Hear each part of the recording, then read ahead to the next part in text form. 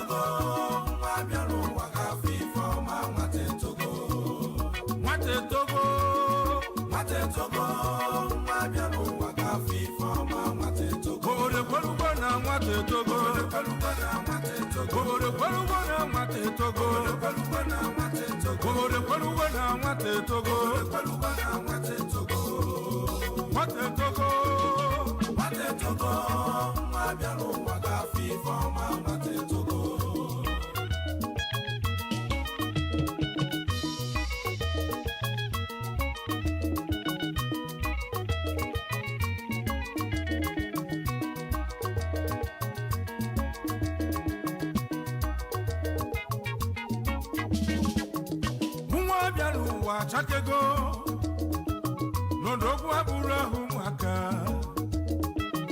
nwa bịara ụwa chawago maka ugo buzu ọchake nwa so n'ihe na-ekwu n'ihe nwere oge ihe ma nwata etogo nwa bịara ụwa etonitego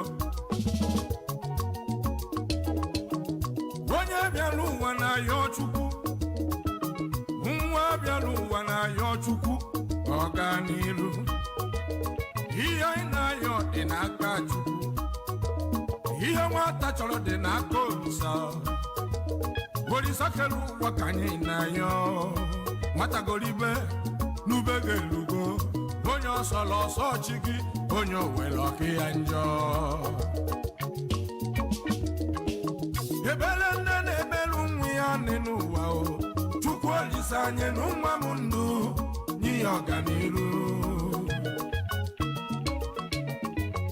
ayịyọ nne na yọrụ nwa ya n'ụwa Chukwu Olisa anyị n'ụwa m ndụ n'ihe ọganiru ọ bụrụ na nwa dị ndụ m ọfụma ihe nne na-ekwu bụ na nwata etogo ọ bụrụ na nwa dị ndụ m ọfụma ihe nne na-ekwuzi bụ na nwa m etogo nwa bịara ụwa etonitego nwata etogo nwa bịara ụwa gafọ ife ọma nwata etogo nwa bịara ụwa gafọ ife ọma nwata etogo orekwelugo na nwata etogo orekwelugo na nwata etogo orekwelugo na nwata etogo orekwelugo na nwata etogo orekwelugo na nwata etogo orekwelugo na nwata etogo nwata etogo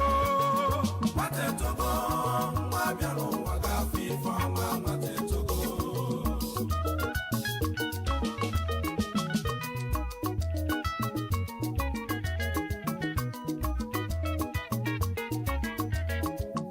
ọbọra n'okwu ọnụ emebe amala onye bụ onye ọbọra bụ n'okwu ọnụ emebe amala onye ka onye maka nwata etogo nwa bụrụzi obere nwa na-eme ihe ukwu maka nwata etogo nwa bụrụzi obere nwa na-eme ihe ukwu maka nwata etogo nwa bịara ụwa kwurugo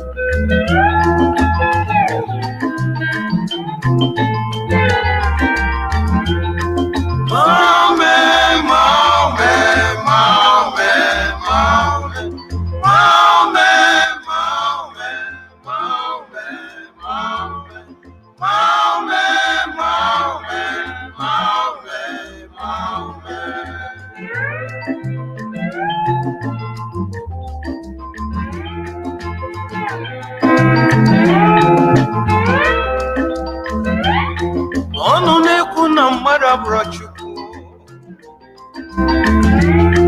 ọnụ na-ekwu na mmadụ abụrụ Chukwu,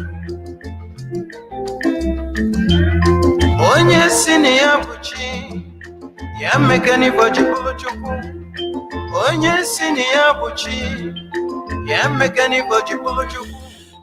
Ndị Igbo ndị ọma na-ege m ntị, ekenekwa m onye ukwu, ekenekwa m onye nta. Ana m asị nke onye chiri ya zerekwanụ. Ọkakwa mụ abụ nwanne unu nwoke Ugwu Okechukwu Obinwannem ndị Igbo. Ana m ekene onye ukwu, ana m ekene onye nta. N'ụbọchị tata bụ ahịa Orie Mmiri, ụbọchị mmiri. Ana m ewetara unu ozi ọma nke ụtụtụ ọma n'ala Ukraine. Ana m asị ebe ọbụla ị nọ ka Chukwu abịa ma gọzie gị, ọ gọzie gị ebe ọ bara ụba. Gị nwa bụ onye na-akwudo n'eziokwu, gị nwa bụ onye chọrọ ka anyị nweta onwe anyị keta ka nke echi maka ihe ahụhụ nke anyị na-ata. Ọkwa mụ na gị na-abụ ka ọ dịrị restore this peace in Igbo land and Biafra as a whole. Ana m ekene unu wee na-asị na otu a kịta na anyị tukwu n'ụlọ wee na-ayị amara Chukwu ka o nyere anyị aka, maka na ya marazi ebe ihe na-eme anyị si eme anyị. Mana mụnwa bụ Okechukwu Ugwu ma ebe ihe na-eme anyị si eme anyị. Nọ na bụ nna-ekwu nke m abụrụ nke a na-atụfu na gọta. Onye si na ya karịrị nne ya, onye bụ nna gị? A sị na enyi ya nwe etenye agbanyụ ọkụ. A sị na mberede ka eji ama dike, na mberede nyere dike. Ihe anyị na-anọ bụ ọgụ nwere onwe. So ana m ekene ndị nọ n'ụlọ, ndị kabara hụ n'ọnụ ụlọ, for the solidarity of the suffering we are suffering in all over the world, and the detention of our leader Nnamdi Kanu, a man of a full of wisdom, a man that have been shouting like a mad dog on social media since 2012, according to him, that now in the hands of the enemy. We are here to propagate the gospel of Chukwu Kabiama. Nke kere n'igwe ka enu ụwa mara onwe ya ekerie. Ana m ekene unu nwa bụ ndị nke nọ n'ụlọ. Enwere ihe mmadụ dị ndụ ga-emete ebumnobi mmadụ. Enwere ihe ibu n'obi, nwee ihe mbu n'obi. Ana ọnya ka eji asị gị na ihe ibu n'obi bụ ihe dị gị n'uche. Ana omenala Igbo bụ na uche bụ akpa, onye ọbụla nya nke ya. Ọkwa na ịnya ya enwe mara ihe dị n'ime nke gị, nya ya mara ihe dị n'ime nke m. Ahụrụ m ụmụ Igbo n'anya karịsịa ka m si hụ onwe m n'anya. Any group na join no one ma join here with all my blood, all my heart. Mana enwere m nsọ, mmadụ abụrụ Chukwu. Ị mara ihe dị gị n'obi na-eme ya, ene na mmadụ anya. Ọbịbịa bịa n'ụwa nwere meaning. Ekwena ka ndị mmadụ na-apụghị akara aka gị. Jisi ike. Ụwa bụ ahịa, onye zuru nke ya anaba. Don't let people to deceive you from their sweet mouth.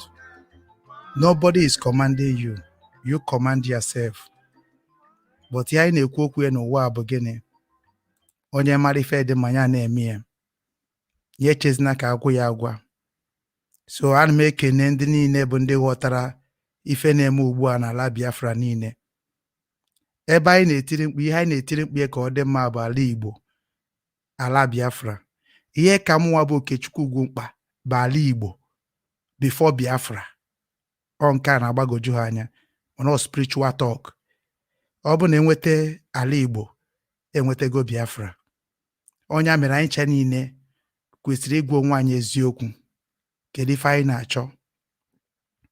Mụnwa na onwe m particularly bụ onye amaji maka Nsụka in Enugu Biafra land, nyabụ Igbo land. Ihe nje etinye Biafra land because mụnwa onwe m chọrọ ka Biafra bịa, so ka Eastern region of Nigeria niile bụrụkwa one. Ọgwụchakwa ihe nje akpọta Biafra n'ụwa ma ịhụge. So na adị m akpọ Biafra maka na ị na-akpọ Biafra. Adị m akpọ Biafra because ị chọrọ ka Biafra bịa ka ị wee zokpuo arụ ị na-eme. Maka na ala Igbo dị nsọ. Ala Igbo nwere ife niile. O nwere ihe ala Igbo enwero. Onya mere ụwa niile ji dị against ala Igbo. And ke ndị ahụ ha dị against n'ala Igbo, ndị politicians, ke ndị bụ ndị politicians, ndị ahụ anyị na-atụkwasị obi wee tinye ha n'oche ka ha na-anọchitere anyị home and abroad, mana ha disappoint guy today. So gị nwa nọ n'ụlọ, otu ị nọ n'ụlọ, ị na-awọchị, ị na-agwa m ebe ị nọ na-awọchị, ka anyị wee na-ajụ gị ife na-eme na eri anyị nọ, ka ị na-agwakwa ihe na-emenụ. Maka na mmadụ dị ndụ ama nkwụsị. Nnamdi Kanu, tupu m aga ọfọ, Nnamdi Kanu nke lọvụrụ, una loves na Nnamdi Kanu because no na-afụgo na Nnamdi Kanu ka majority in all over the world love. And ihe ji love ya maka okwu ọnụ ya. Anya nwa na onwe ya si that na kama okwu ọnụ ya agaghị abịa na mmezu, efu na eluigwe n'ụwa gabiga. Okwukwana ya ka ndị kwuru mgbe gboo. Ehụrụ ya? Anọs na onwebe ihe okwu o kwuru abịabeghị na mmezu, ọkụ ya aga na-agwakwa unu nke na-abịabeghị na mmezu. Nna agwakwa unu agba mbọ ka o mezuo, maka n'ime obi ọma na o mezugo, maka na ọma na okwu ya niile ebirigo n'ime ndụ anyị niile bụ ndị nke bụkwa ụmụnne ya. So onye ka o ji agwa gị na o mezugo, mana anyị nwachọzi ka okwu ọnụ ya ahụ pụta ihe practical. So n'ihe ọ na-akọwara gị bụ gịnị? Ịmara ihe ọbụla dị mma gị na-eme, ịmara ebe ị ga-esi restore peace in your fatherland. Father Munagnabo land, ala Munagnabo. You keep doing it without looking for back. Anything you can do to restore peace in the land of yours and me, do it without any hesitation. And also, don't listen to gossip. Okay? Yes. I know mukwakosi wegwaku unu, makana munwa bu the old kakus in this struggle. Onwe kosi guno okwonu ya kan na-eso adi meso kwonu ordinary human being like me. I follow somebody that is, I know that he's speaking my mind too. Also that if you know what you can do, to free our people or to be do more than us that have started it in the truth and honest and transparency, do it without any hesitation. So na obulini mani ge menwu something I ge jine sogu biko an my yog na fachuko kabia to do it. I know kwere nkoza I want ekwu n'ime IPOB. Biafra or death. Anybody born of a woman stop or stand in front of our movement shall be destroyed. Even Nnamdi Kanu no chozo egbuo ya nwope. Okay, mara udo ya enwere na IPOB. Onye no nenu no onye no nani cannot hurt each other. So abụrụhọm mere n'ihu kwemkpete n'azụ. Ihunu ji agbara m ọsọ maka na abụ m nwa omenala. Anụ nwa omenala ada atụ asị, ada agbụpụ asọlacha. Ife ọbụla m kwuru, adam consequences, adam responsibility to take the consequences. So n'ihe njiwe gwu na okwu ata abụna, unu ga na-agbara m ọsọ maka unu gbagidere Jesus Christ ọsọ, gbagidere ọsọ unu wee gbuo ya. Mgbe unu gbuziri tata niile bụ unu China eji ego gbaa ya ka o wee na-emerụ n'ebere. Unu amaghazi na onye unu kụrụ ajọ ihe kụọ ya duka kpụbi okpu ogwu gbuo ya asọ. Unu amaghazi na oge ruo na ọma nzọ unu. Unu amara ya. Anọsọ onye ọbụla merie ajọ ihe metetere iwu nke o tiri, ịma na onye a na-emetete na wundi ya. So na Nnamdi Kanu ka nna chọka tere unu nwa bụ ndị ji afa Nnamdi Kanu wee na-eme arụ dị iche iche na struggle a. Ọ bụrụ na ị na-eme anything ọbụla dị against of the will of Nnamdi Kanu, you are hurting him. And mara na Nnamdi Kanu is not above mistake. And o nwere ihe ọ ga-abụ unu pushie o mee ya fet ọ pụtagoro ma mfọ no ji wee gbara onwe. So na onye ka nji wee say I have to make what address you people that is came in new in this struggle, and those that Nnamdi Kanu appointed without the law of IPOB, for you people to help him. O nwere reason o ji eme ihe ọbụla na-eme okwekọ n'azụ. And ife ma achọghọ n'ụwa ma bụ mmadụ ime mere n'ihu kwekpede n'azụ. Onye unu na-anụ onye ya bụ nwanne unu nwoke Ugwu Okechukwu Obinwannem ndị Igbo. Aka m nọchikpọm na ịgbasara nnwere onwe nke Biafra. Tata bụ orie mmiri ka anyị gaa ọfọ. Eze Chitoka bịa ma nke kere n'igwe na nke ife niile mana onwe ya ekerie nke na-afụ na ihe na-afụ na nzuzo nke mazụ mkpa ụmụ ya ndị nke na-eti mkpu ka anyị nwere onwe anyị n'ala Biafra, ndị nke na-eti mkpu ka anyị nwere onwe anyị na nsogbu anyị nọ n'ụwa niile. Ana m ayọgo tata bụ orie mmiri ọbụla ụmụ gị ga-anwụ n'ụbọchị taa, ọ bụ onye nke bụ ọya, ọ bụ onye nke bụ nsogbu, ọ bụ onye nke bụ na-agaghị ego ụzọ. Ana m asị ka mmiri nke ọ ga-anwụ n'ụbọchị taa ka ọ nwụta udo, nwụta ịhụnanya, nwụta ahụ isi ike, nwute ogologo ndụ, nwute nghọta nke ghọta onye na-ekwu eziokwu ka ala Igbo dị mma, ka ala Biafra niile dị mma. Ndị ahụ niile bụ ndị hụrụ ala Biafra n'anya karịa ego, ndị ahụ niile hụrụ onwe anyị n'anya karịa ego, ndị ahụ niile kwere Chukwu Okabịa ma nkwa dịka mụ na Nsuwe kwekwe ya nkwa 2013 datna aga m ewere ife niile m nwere wee tinye na strọgụl a, gbaa mbọ fụdat na n'oge na-adịrị anyị na anyị nara ngwa ngwa, maka na abịara m ịzọ leadership, abịa m ịzọ pawa. Ihe nọ bụ practice make perfect. Mme nke dị mma si kene, mme nke adịrọ mma so gwa m ya. Nna m nọ n'eluigwe, ana m ayọ ka i were orie mmiri riotere ha ka ha na-anwụ mmiri nke ha ga-anwụ n'ụbọchị taa, ka ha chigharịa, kwụsị gosip na soshal midia, kwụsị ine ndị mmadụ anya weda na ha mere na ha mere, ka ha mebe nke ha, maka na ọ bụrụ na imebe nke gị dị mma esobe gị, mana iwere onye ọzọ dịka Nsuwe wee tinye tọpik n'ụbọchị taa propaganda, iwere onye ọzọ wee biudo nke gị, at last ị ga-emechekwa luzuo ya, maka na ị gaghị eji nke mmadụ were ibe nke gị, ị ga-eji nke Chukwu nyere gị. Nye ọba akara aka anọnya ka Biafra na-etiri mkpi human right. Ọ bụrụ na ị were nke gị bilduo, that means na Chukwu Okabịa ma ga-eme ka ọ bụrụ ada, mana ọ bụrụ na isi n'aka mmadụ wee bildo nke gị without giving the person credit, ị ga-ada, ịda ha n'izu, ịda n'ọnwa. Ana m nọ n'eluigwe, ana m asị gị ka ihe niile na-eti mkpu Biafra ha nwụọ mmiri tata, ka ha nwụta udo. Ọ kacha ndị nọ n'ala Biafra n'ụbọchị taa, ndị nke na-erespekt ya bụ okwu nke mmụọ, maka na ihe anyị na-eme bụ ihe mmụọ, onye anyị na-achụrụ aja bụ oke mmụọ. Ndị a niile bụ ndị kwetere na ha ga nọ n'ụlọ, na anyị emego protest n'ụzọ dị iche iche. Protest anyị mere n'ụzọ dị iche iche egbugo anyị n'ụzọ dị iche iche. Anyị achọrọzi ka egbuo anyị, ya ka anyị ji si na ọka mma na anyị na-anọ n'ụlọ wee na-agwa ndị be anyị na civil disobedient ka anyị ga-eji wee nweta ife anyị, na ya chọrọzi ka egbuo anyị egbuo. Anyị na-ayọ gị amara gị dị n'eluigwe, ndị ahụ ga-anọ n'ụlọ mmiri ọbụla ha ga-anwụ n'ụbọchị taa, ka ha nweta udo, ka ha nweta ịhụnanya, ka ha nweta ọganihu, ka ha nweta ịdị n'otu, n'ikpeazụ ka ha nweta Obinwannem ha ga-eji bịakọ n'ọnụ dịka ndị nọ n'ofu ezinụlọ wee mara ha ga-eme mgbada ka sụrụ ya na nsogbu anyị na anyị nwere n'ụwa niile. N'aha Chukwu Okabịa ma kere n'igwe na ka ife niile ka m gọrọ n'ụtụtụ abụọ Orie Mmiri ekwem ise ndewo na ụmụnne m, daalụnụ ndị batagoro nụ. Ọ bụrụ na ị na-abata, ị na-agwa anyị ebe isi wee na-awa ọchị, ka anyị wee na-ajụgo ihe na-eme ebe ị nọ.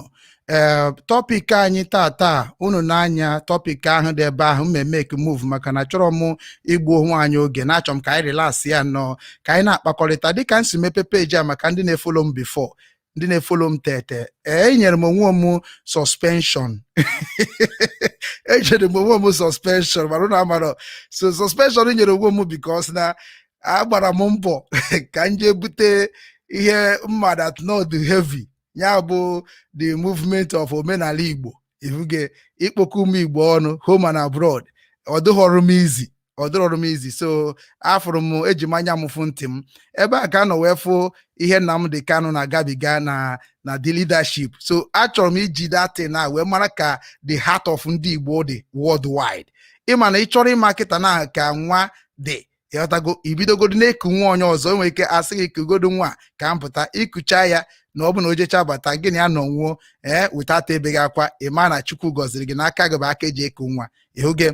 So na sometimes ịnọkọtakwa ntrai ya, ọ bụrụ mba ka ejike mba ka ọgụ, ejike mba ka ọgụ nwere okwu ọ na-ekwu mgbe anyị na-eme adoration, because that man nwere spirit o nwere na-achị a lot of things, mana efugonu nke ewukwana ga mana nwe onye dị above mistake na ya na-ekwu okwu ebe ime mistake bịa correct onwe gị ozugbo. Onye ka nji nye onwe m suspension, ịghọtago, because na enere m anya fụ na ụmụ Igbo mara ihe ọfụma.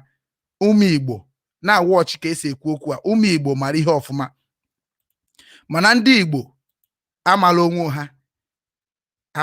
Onye a bụ problem. Ndị Igbo amara onwe ha, onye ka anyị na-efesi now. Ndị Igbo amaghị onwe ha, and ndị Igbo a bụ ndị amaghị ebe ha si bịa ụwa. So mụnwa tried my possible best to make sure that na m mepere something like a movement of ụmụ omenala n'ọdịnala Igbo home and abroad, ka m wee marụgodi ihe ndị leadership na-agabiga, maka na elidbeghị m massive people worldwide, you know. So eji m wee try onwe m ka ma ka leadership na-adị, so ka m wee examine what Nnamdi Kanu is passing through. And ịgwa gị eziokwu, ọ dịkwa fun. Is a fun. I meet a lot of categories, you know, and I learn a lot. So unfortunately, mgbe m nwa na-eme ife niile a, o nwere aja na-achụ eji edo onwe m, ka ọ mụ na-achụrụ onwe m aja, mụ nwa na-agbara onwe m afa, onye ka nke m ji wee do suspicious to them. Ịmara onye ọbụla ọzọ ga mmadụ ebe ọkwụ akwụ. How can you know where I stand whereby you are not with me? Onye nọ ọnụ with me, obi anyị arụkọ ọnụ. ịgba n'ụwa bụ afịa ọnchi iji zụta ahịa ngwa gị ego na eji na-echi zụta ahịa ị ga-agwagodo m nke iji nwee mara nke iji so na eziri anyị ozi rụọ ọrụ ana onye ziri anyị ozi rụọ ọrụ enyego anyị the road map so na anyị maka ọ dịziri ịdị na maka anyị ga-esi na cross the hard danger checkpoint ka ndị Nigeria si wee bụrụ checkpoint wujusi ebe niile so along the line ka m si wee gaa ihe niile a wee gacha even ndị bịa n'obi nwanne pụcha ndị batakwa pụọ ha ga-akọrọ gị na ọ dịrị izi na onye a nwere mmụọ na-ejeri ozi evuge so suspension nyere onwe m because na after ka m jechara ije a I found out na many of them batara n'ime obi nwanne pụọ bịazi debakwazi against me so I have to go spiritual and destroy all of them. So suspension nyere onwe m because na mgbe ha na-eprovoke m ana m aga beyond my limit and ịga beyond of my limit ahụ onye ka nna m ji pịa m suspension to go and relax and rethink again whether can you carry it or you cannot carry it because na mụ nwa masị na ndị 100% right n'ihe niile mere there efuge and all the same thing ka ọ dịkwa na IPOB na-ena ya n'ụwa niile mana nke IPOB na ha ji m ezigbote ụgwọ that is why mụnwa na ụmụ ha na-ekwu okwu ọbụla ha na-ekwu na-enene ha na-achị ọchị ọ mgbe ha ga-akwụ m ụgwọ m ka m ga-amara ihe m na ha bịara ime so nya abụrụ gịnị nya abụrụ na suspension nyere nwe m adịgo over I have received ahead onye ka m ji publish some certain things published since m na nna m na-agbagharị so na m asị na ọ bụrụ na ịnabata n'obi m ị ga-ama na this program now m mepere ebe obi nwanne ndị Igbo oziọma Chineke ọ ka mgbasa oziọma o nwere ife ọzọ oziọma na-agbasa bụ oziọma gbasara omenala Igbo na ọdịnala Igbo na njikọ nke ụmụ Igbo n'ụwa niile ihe na-agbasa nwere ihe ọzọ nwere ihe m bịara ebe ime many people have been asking me a lot of questions before I answered it many times ngwakwa unu ihe unu ejekwa jụọ onye ndu onwere okwu ihe ọ gwara unu ọsịkwa unu onwere okwu ihe unu na-eme because chuzuru m ihe na-eme I write a special letter to Nnamdi Kanu, the leader of IPOB worldwide eji m leta o ji nke ya so ọ bụrụ sometimes onwe ihe ọ ga-abụ ihe na-afụ na-eme na social media gbaa mbọ jee jụọ ese ọfụma before ị na-eme because na anyị nwa dey believe na imecha isi sorry ifuge anyị dey believe imecha isi sorry maka na damage ị na-eme mgbe face sorry ahụ a waste to get a lot of things ifuge so na ndụmọdụ m na-enye onye ọbụla bụ onye chọrọ ka Biafra bịa taa biko gee ntị ọfụma ka enu ya because na many of our people na cause a lot of problem. Many of our people na cause a lot of problem. We want to go. How? By propaganda or by fighting each other or by lying against each other or by lying against the same struggle we say that we will restore in a truth and honest and transparency. So sometimes mu aburo monye to na family of evil. Aburo monye to na family that I did not train to learn what I know today. I grew up in a wise family, in a family that is lawyer, is the father of the family. And I learned a lot from him. I learned a lot from the mother that trained me. So man Joe, all of them is on me. So I'm called the issues is in my way of life. So now me Tiego today, like Otuan say na social media today. You don't know me now. You don't know me. And I'm a since 2010. I joined Facebook since 2010. So he checks the 2010 till now. I joined Facebook 2010, joined IPOB in 2013. I have experience in Facebook before I joined IPOB. And the woman will go way of life before I join IPOB. So hom nando gabi say Nnamdi Kanu gabata DOS geku hom na they know me, they don't cross my level. I don't agwa ge hema da agwa more because one man ha to jono e riche ni han nekpuga no to address the common and no onye din even Nnamdi Kanu cannot save you when the time come. When the time come, I'm telling you people, is when oga haja eku justice. But justice here because Biafra restored. Enwere onye ga ha like iji anya wefu because of ihe o mere gi. Makana the flesh gi ma obi gi ma ihe niile gi. Otu ise eche ka onye ọzọ se eche. Otu ise fili ka onye ọzọ se fili. So onye ka eji ekwu n'okwu na ịmara ihe a ga-ebe mee go ma ndị gị ma emekwana ihe onye ọzọ maka na ụwa na-atụgharị and the ụwa na-eku ka fan. And the same Nnamdi Kanu you people claim to love so much. So the history repeat himself. means that na ihe niile anyị mebe na IPOB nke mụnwa mebe na IPOB since 2013 must revise one day. Onye ahụ history repeats himself. Ka ọ bụrụ ya. So na mụnwa na ụmụ mana a lot of people na cause problem today na delay our struggle. But ndị anyị nọ Nnamdi Kanu n'akụkụ. One. Number two, bundi anine bundi say that na I am a Biafran but not IPOB under the leadership of Nnamdi Kanu. Number three, but those people ahụ bundi nke na amaro na ọha jebe ko ha naba n'ime Nigeria. So category of the people that is trading in social media is many. Like otom biara kita na I watch if na mu abu onye nke si na made delete mad before.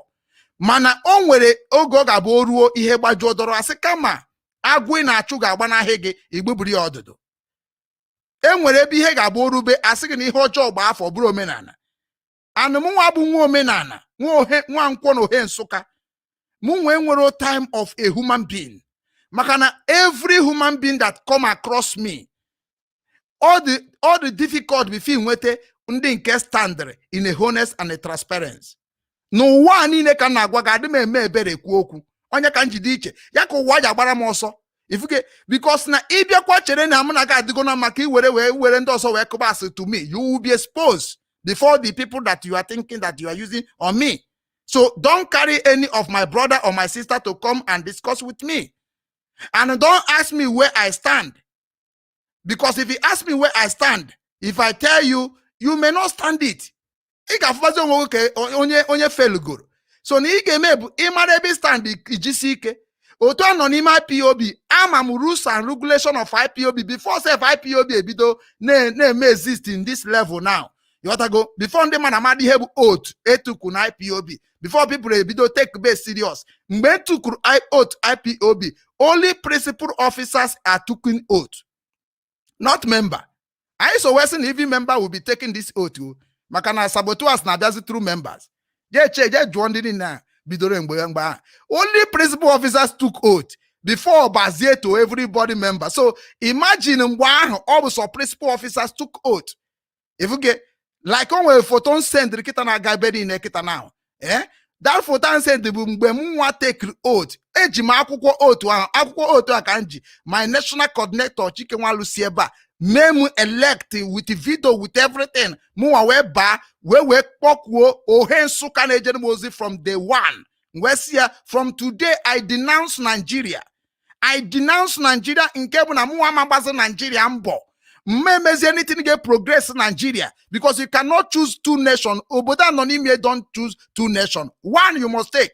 If I want to drop a passport of Nigeria, I must take the Ukrainian own, leave Nigeria own. So the same thing now come man na Biafra. So before you have to take Biafra, you will reject Nigeria totally. And when you reject Nigeria totally, you have rejected every the servant of the Nigeria. Mama magma papa go no there. He doesn't care.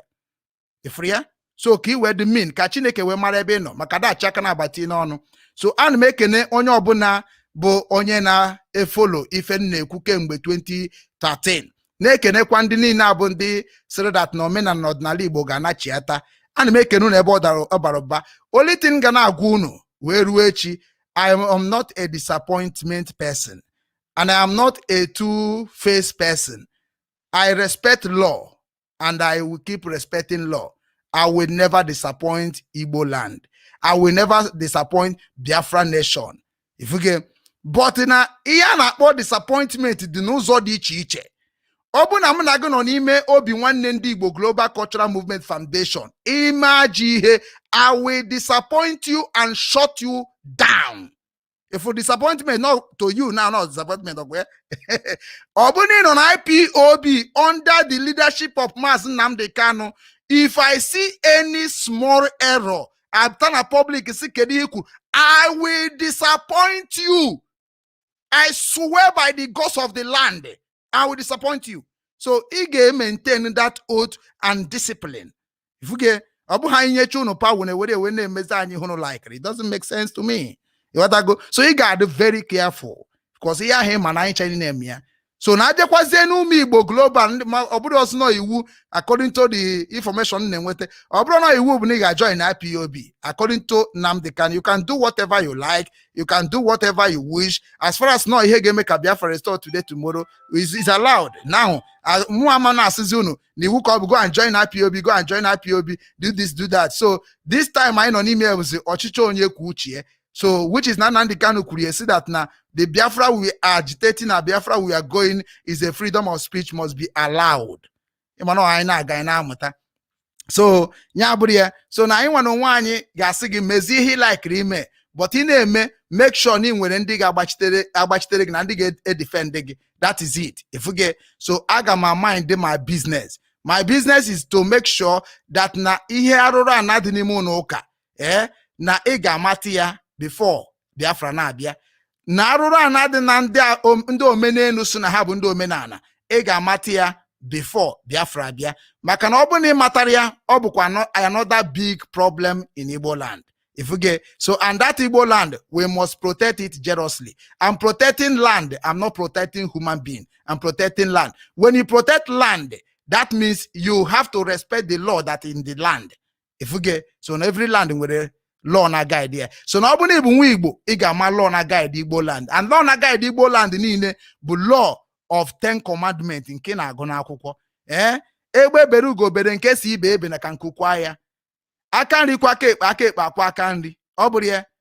Nwa mmadụ emegbuna nwa mmụọ, nwa emegbuna nwa mmadụ. Ya bụ law of Igbo land. So ka ị mara ya mara. So ana m ekene unu ebe ọ bara ụba wee na-asị ka Chukwu kabịa ma gọzie unu ebe ọ bara ụba. So aga m abazi na ya bụ topic na ihe njiwe gwatu n'okwu a because achọrọ m withdraw from some certain things in social media and mind my business, you know, ka anyị were onai ha wee na-aga, you know. So ihe anyị need Chineke sị na ọ bụgodu na ọ bụ mmadụ ịgba ma ịtọ bụ ndị kwetere na mụ wee na-akpọ afa mụ na mma nọnyere ha.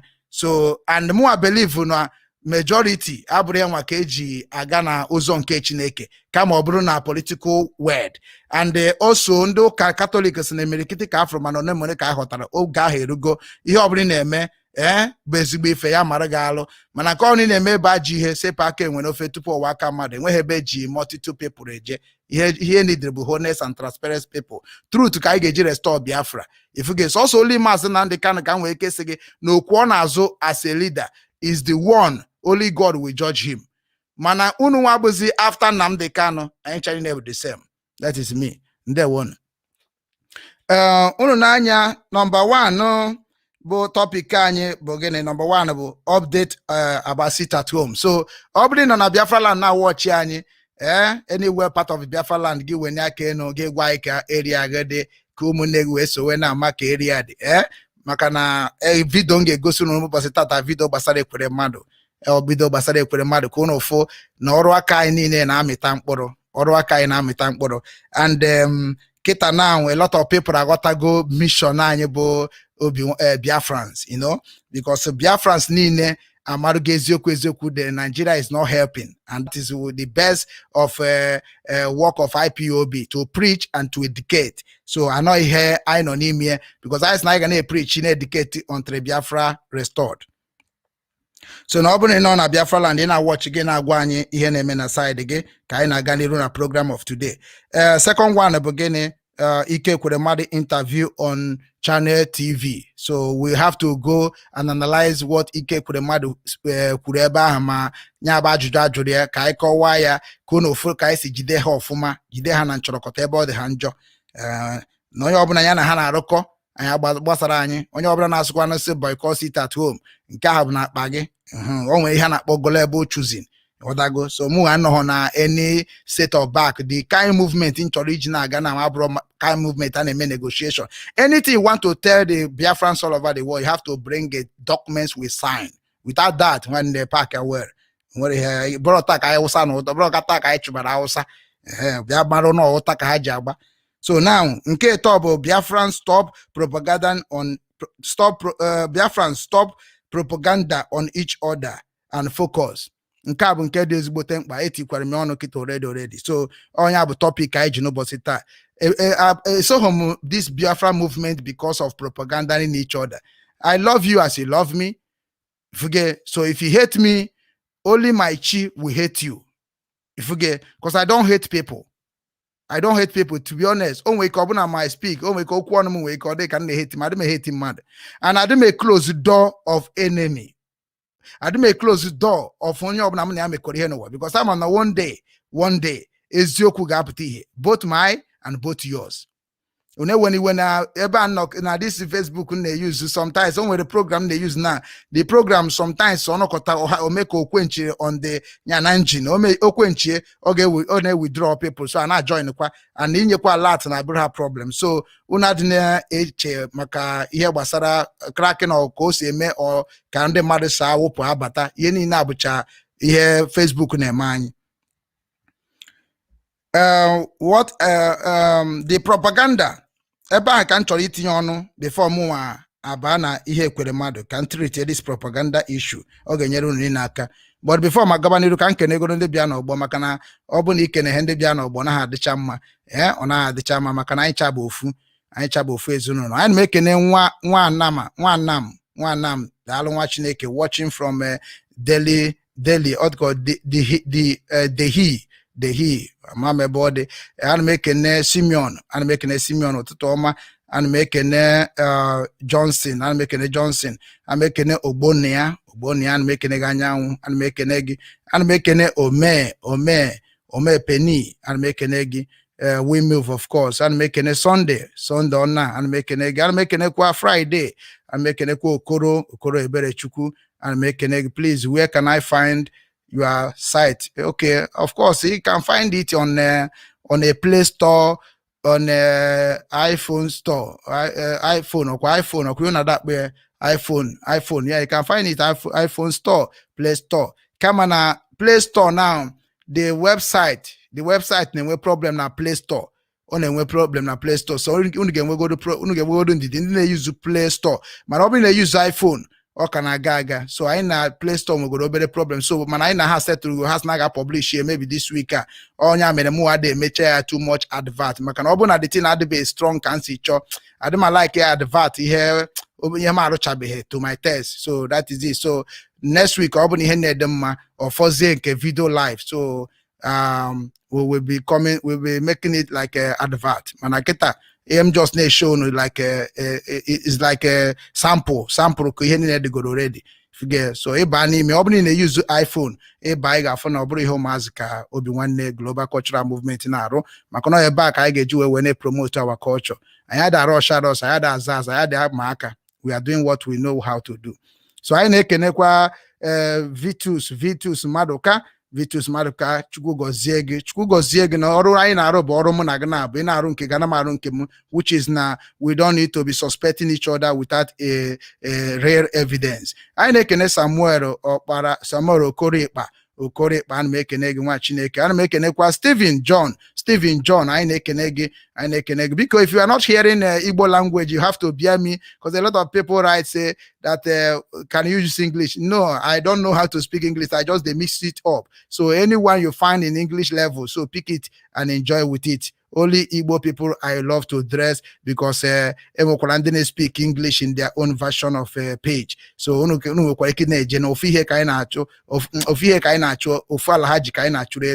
I can't condemn any page. Only page I can condemn is the page that attack Obinwannem. I don't attack Mother direct. Unless he attack me, I can't attack anybody that propagating this struggle. Unless he attack me. But all the comment, all the bad comment, in the bunda kurogwo. Akube enimo na Biafra now. Mobo inye mushishi. Omuaji my money when I have. So onya kurogwo na aru orada abofu. If you get so na na kwado no na a feed with the information other both with only with the information direct. If you get so I ain't name maka aisa aru ka aisa with information here mara kwante na no yera na ndị na-agba anyị ume. Daalụ Chinedumu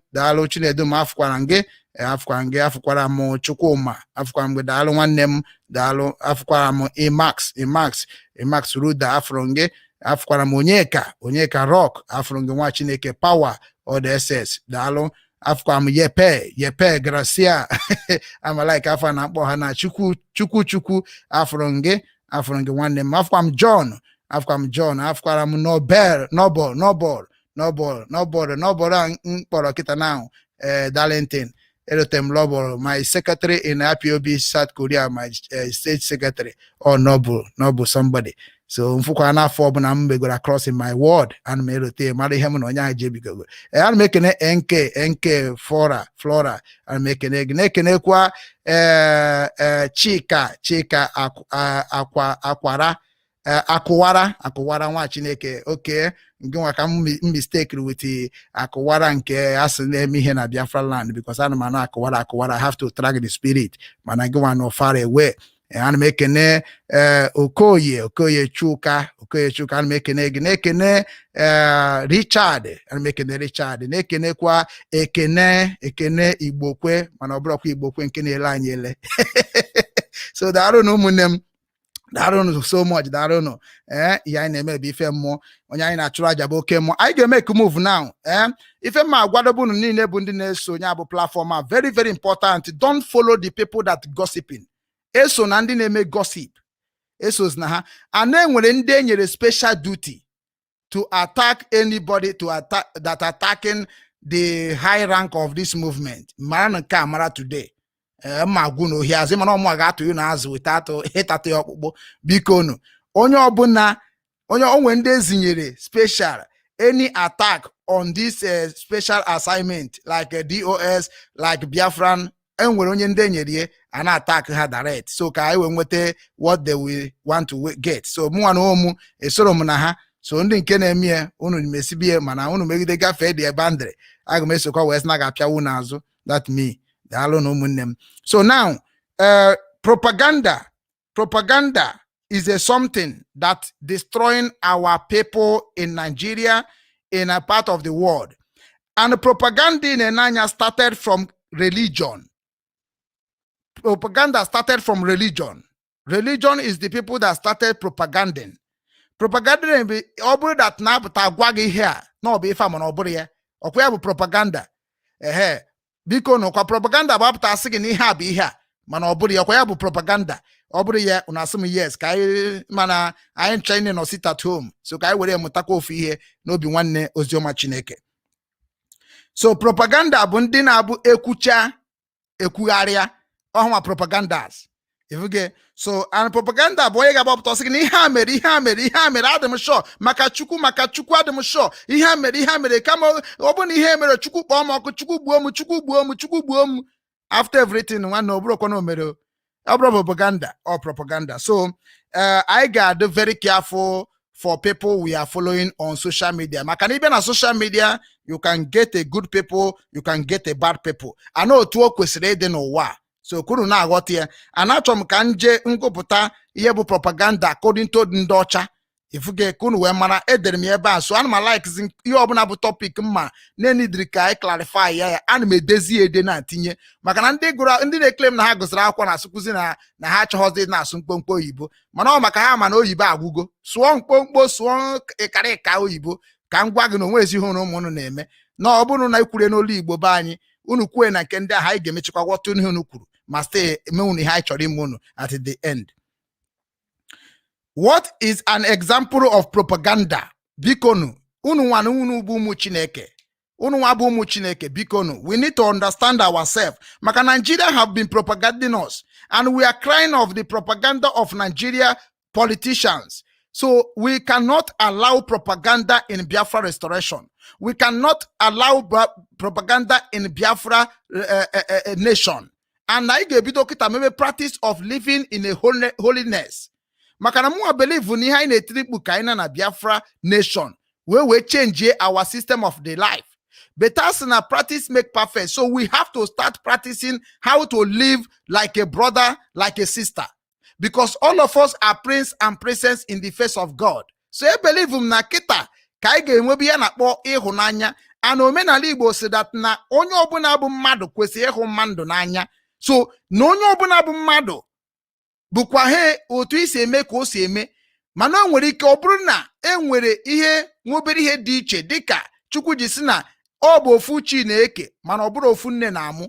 Dati na-egosigo ihe dị iche iche dị. So na ọ bụrụ na mmadụ ekwuru obi gị does not mean that no nyama bụ ihe bụ na ọ bụ enemy of you or enemy of your wishes. ifuge maka na Chukwu nwere ike izo onye nke a jee tie onye nke ihe zo onye nke a si eje eme udo ya mere ibe na government of the world a na-enwe ndị na-eme udo a na-enwe ndị na-eti ihe a na-enwe ndị na-egbu egbu ifuge like China nwechara ihe ndị a niile so na ndị a na-egbu egbu kedu onye kere ha ji egbu egbu ndị a na-eti ife kedu onye kere ha ji eti ife ndị ahụ na-ekpe ikpe kedu ndị mere ha ji ekpe ikpe so ị ga-aghọta ihe ndị a niile anụmanụ ihe eji si etichi ihe niile a because na ofu Chineke mana ọ bụrụ ofu nne na-amụ so blood is thicker than water it depends of ife bịara n'akụkụ gị otu nne gị si akpa agwa otu Chukwu nke kere nne gị si chọọ ka o yuzuo nwa nne ga-amụ wee jee n'ụwa maka Chukwu na-ewepụta nwa Chukwu na-direct nwa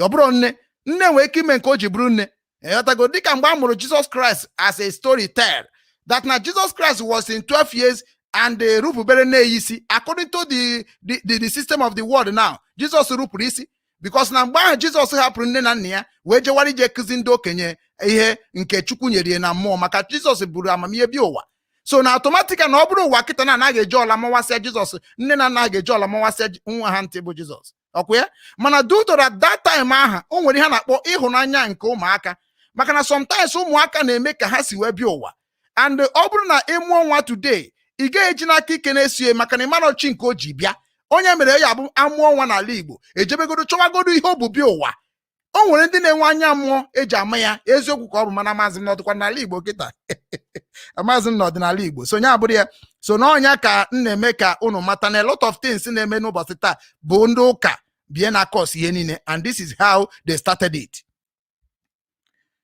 Propaganda, according to them, a type of advertisement is propaganda, a type of advertisement.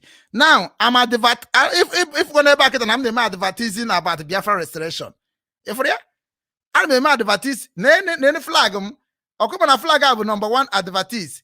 Number one, this flag now, I'm a propaganda according to Nigeria got second propaganda their system. Okay, so all the here now what so now watch kwa because na some oyibo anyị na-asụ ọ na-enye anyị nsogbu na omenala oyibo na-enye anyị nsogbu oyibo asị juru na oyibo dị na-asụ ana oyibo adị ekwu eziokwu onye mere mụ na gị na-agboji ata afụ taa mana ọ bụ na anyị na-asụ Igbo anyị asụ imadat na onwere Igbo enweghị ntụpọ asụsụ Igbo enweghị ntụpọ onye ka o ji bụrụ asụsụ enigwe asụsụ ụmụ Chineke ọ bụ na anyị chere ga-asụbakwa Igbo anyị onwere ka m ga-abụ nsụ asụsụ Igbo anyị ka ya pa ịghọta ya efere ya and ndị a niile na-achọ ka ha gbaba n'ụlọ ụka wee restore Biafra ha ma na ha chọrọ ka ha live in sin na ajọ ihe maka na Bible bụ ihe nke na-eme ha ka ha wee nwee okwukwe ime mmehie ọzọ Bible na-enye gị chance imekwa mmehie ọzọ.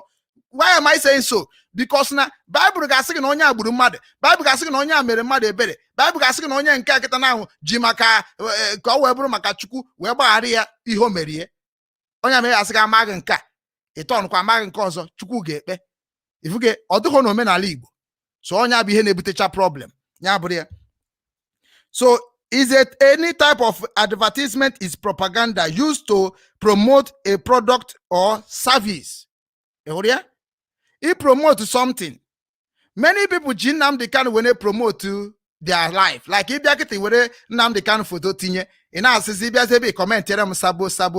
I gas no onye Biafra. If you get manobro onye Biafra on a propaganda ihe ga-eme ka mission nke akwụrụ ụgwọ ya bịa na mezu.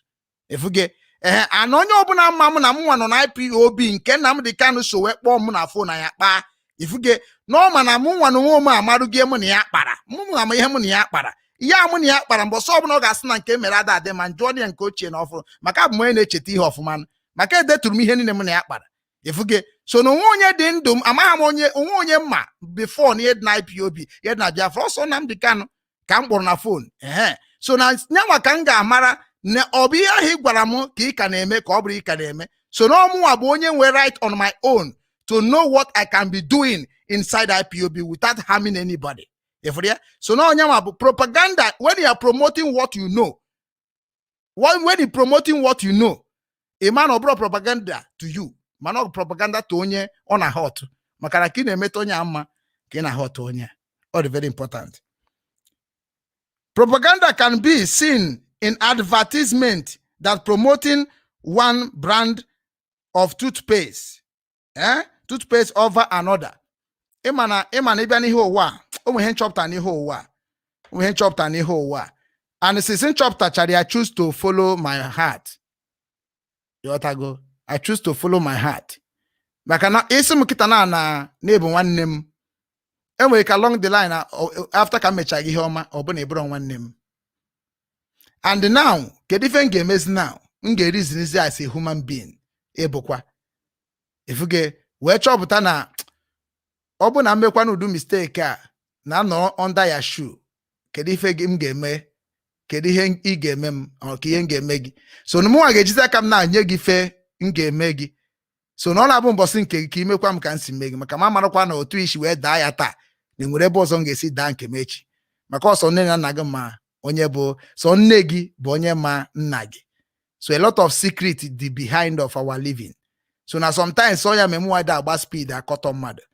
Ifuge anyị ma social media meziri onye nwere ike sef onye agụrụ da akwụkwọ chaka bụ maybe ndị otu ndị na-akwa baro, ndị na-agba ọkada, ma onye tukwuru onwe ya n'ebe ọ na-ata aja afọ nọ, you know, type or something. Ije na-asakwa ya. You na-asị ontosi ni na-asakwa why somebody knows what you know. Because onye amara ihe ma ka gị na-esi argument, even though it's very difficult.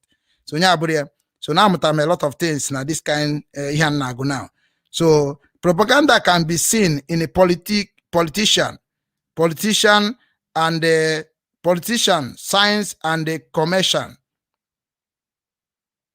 Commercials. If you get, so now politics, politics. Politics bu propaganda.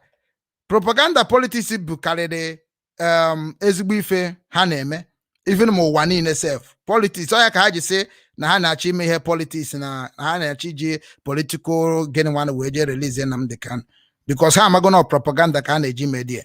If you get, so some countries they use propaganda. Even ma obodo no propaganda. Politician abụrụkwana ihe ndị mmadụ ga-eti uchu ha. Ọ na ebe ihe ọbụla ị ga-emenwe ma na ị ga-emenwe na-eme ozugbo. Hapụ ndị politicians. Yotago kama na ha megidebezi ndị mmadụ ka ha si emegide anyị. We have to decide. People have to decide on their own.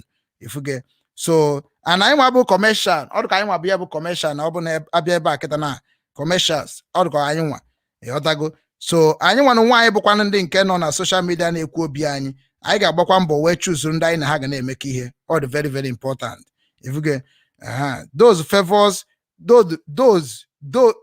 these favor one candidate and his viewpoint over those of the other candidate in race. Now, ịbịa na social media now, nke a bụ nke favor, nke a bụ nke m chọrọ ikwu maka IPOB. Ịbịa na social media now, enwere ndị ji Nnamdi Kanu na-achọ ka ha rite, ka ha wee nweta followers na page. It started in Tete. Enwere ndị nọ na social media today. Ụfọdụ na-asị gị na that is why Nnamdi Kanu ga-aza ezigbote query na ọpụta. And ụfọdụ na-achọ ka egbuo Nnamdi Kanu ka ọ bịapụta, so ka ha were that privilege haji Nnamdi Kanu we survive boy. So mana spirit of the Biafra na age they gave a lot of people n'ọrụ. And mụnwa bụ Okechukwu nwere mmụọ na-achụrụ aja special. Abụrụ m onye ụka, I'm not a Christian anymore. Nke nje ebu a religious, abụrụ m ya. O tegosi sin join IPOB, abụrụ m a Christian. Maka ama m n'ihe na-eji me na IPOB, even Christians n'ime cannot stand it. If you get, and the ọbụrụ na mbụrụ Christian non IPOB, ima that na ga-egbu m ọsịsọ. Ọbụrụ na mbụrụ a religious non IPOB, aka egbugo m since aka egbugo one of my family. Ya na agwa ga opio ka na agwa ga ife a. Maka eso m na onye izizi bupụta face m na Facebook. When na-eti mkpu, come and listen to Radio Biafra, come and join, come and call me to connect you to coordinator of all over the world. Onwere ebe kpọrọ mmanya ha connect gị to. Ọ mụrụ ọrụ ahụ. Mana onwe na-enye m the privilege, credit na. Onwezi na-enye m ya. Maka na nke m awogo nke ochie. Anọ onye nwa na ịma na ọ bụrụ mgbe anyị na-ede ego Taiwan a na-ego na bai, Taiwan ewu ewu. Anọkọtazie Dubai ube, anọkọtazie kedu nke na-eme China, ka ya na-akpụ ya China, just overtake everybody. Evuge. So otu aka infro this movement of IPOB. And I just because no one am there for intention of something. Man, I'm there for power. Erugo himself, he did not go Nnamdi Kanu whatever I like. I swear. Okay. Because now politician now government now when they agwa Buhari here like all the same thing at this movement. So mana obuho to a case structure the IPOB. So onya menji iyo na neme anu makpachapi anya because na anu ma nwe iyi tupu me eme ihe n'ụwa. So no ọrụ ọma nke ahụ rụrụ since 2013, 2014, 2015 atụrụ m mkpọrọ na Poland. Enweghị principal officers of IPOB cares from beginning mgbe ha dịka Nnamdi Kanu nọ na mkpọrọ, I don't know. So atụrụ m mkpọrọ, so ihe niile a na-efolo m mgbe ahụ onwe onye dị kia, where dị kia, nobody. So kwa mwa bụ ejikwa ka m taa afọ ahụ pụta maka IPOB a enwe mbọsị mpụta na-erezi the issue. So na afụfụ niile a ntara sị nsọ kwa nwozo efuri ọ sabo ka mụzi. So inezi anyị ihe ndị a niile ndị create na ndị agitate na ndị kpọbata na this movement ada agụtazi ha ọnụ. Ha juru ebe niile n'ụwa niile. Sometimes ha akpọ m nsị m calm down. Nwanne esokwana ihe ndị social media na-akọ. Nsị ya na ọ bụghị ịbịa na asị m calm down. Iru na top public anyị na-esokwa na defend. Maka na defend ha nwanne ga-erie ya emugu. Ihe eji amakwanụ nwanne bụ na onwe onye ga-ekwe ka ọ họtọ nwanne. Kịta na onye ọbụla na-edefend oli Nnamdi Kanu mana Nnamdi Kanu akwụba ha onwe ya na people kwụbara Nnamdi Kanu. So ị na-emezi na ịpụtazi ịgafecha ụmụaka jee na-eto papa. Ịma asụ na ụmụaka bụ ndụ na happiness papa. Ihe ndị anyị na-ebe omenala unu amara onye ọhụụ n'ụka unu jere bie na-eme unu. So na ndị niile abụ ndị nke gbatara ọfụ na IPOB. Ha ncha niile kịta na-agụgba na Nnamdi Kanu anọ nwere okwu ha na-agwa m mgbe m na-eme agitation on social media for day one. Ha na-ada agwa m sị m na when the time come the educated one will take over. Anọ ihe nchere na ha na-achọ ka ha ati ya kịta, which is na m nwa akụgoro ha ọfọ kemgbe ụwa. Agwaghị udo ọbara mgbupụrụ maka this struggle nọ n'ime onwe onye dị ndụ ga na nwunye. Achụrụ m aja n'isi struggle a myself before anybody. Mụnwa sọsọ mụnwa bụ onye na-eji attack pages before. Mana mụnwa fụzi na that ndị mụ na attack ya ade defend them. So mụnwa I have to go back and use my sense. Whether na ha na-enyo menyo or na ha na track ma track, that is one of their business of their family, not me. Maka mada da try na try ezemmo. I try ya me nwe bizbo problem. I ga bi gwa m na ga enwe reconciliation of something, I don't disappoint. So mana the people batazing na social media kita now, people fuz na enwehezi choice of Nigeria, choice of the wherever they living. How ma be batazing na this movement instead of how one listening. How this thing have been running without falling. Here Hamezinabo, Heje got straight on Nnamdi Kanu, and when Nnamdi Kanu had the opportunity to call them on telephone, Bukahane lay view, ile view, Nnamdi Kanu passes anyone on the ground, and ya rozoro ya fate. If real Manakita now after na social media, people ne kuzisi no but jealousy kine weronya or jealousy kine. What of onye rule that in the build that in the tarafu that in wero in this level run today? What the government of the whole world recommended as my name is in the full of the government houses in the whole world. If we get because now edge my own signature to pass the letter to all the embassies of the whole world when I was in Korea.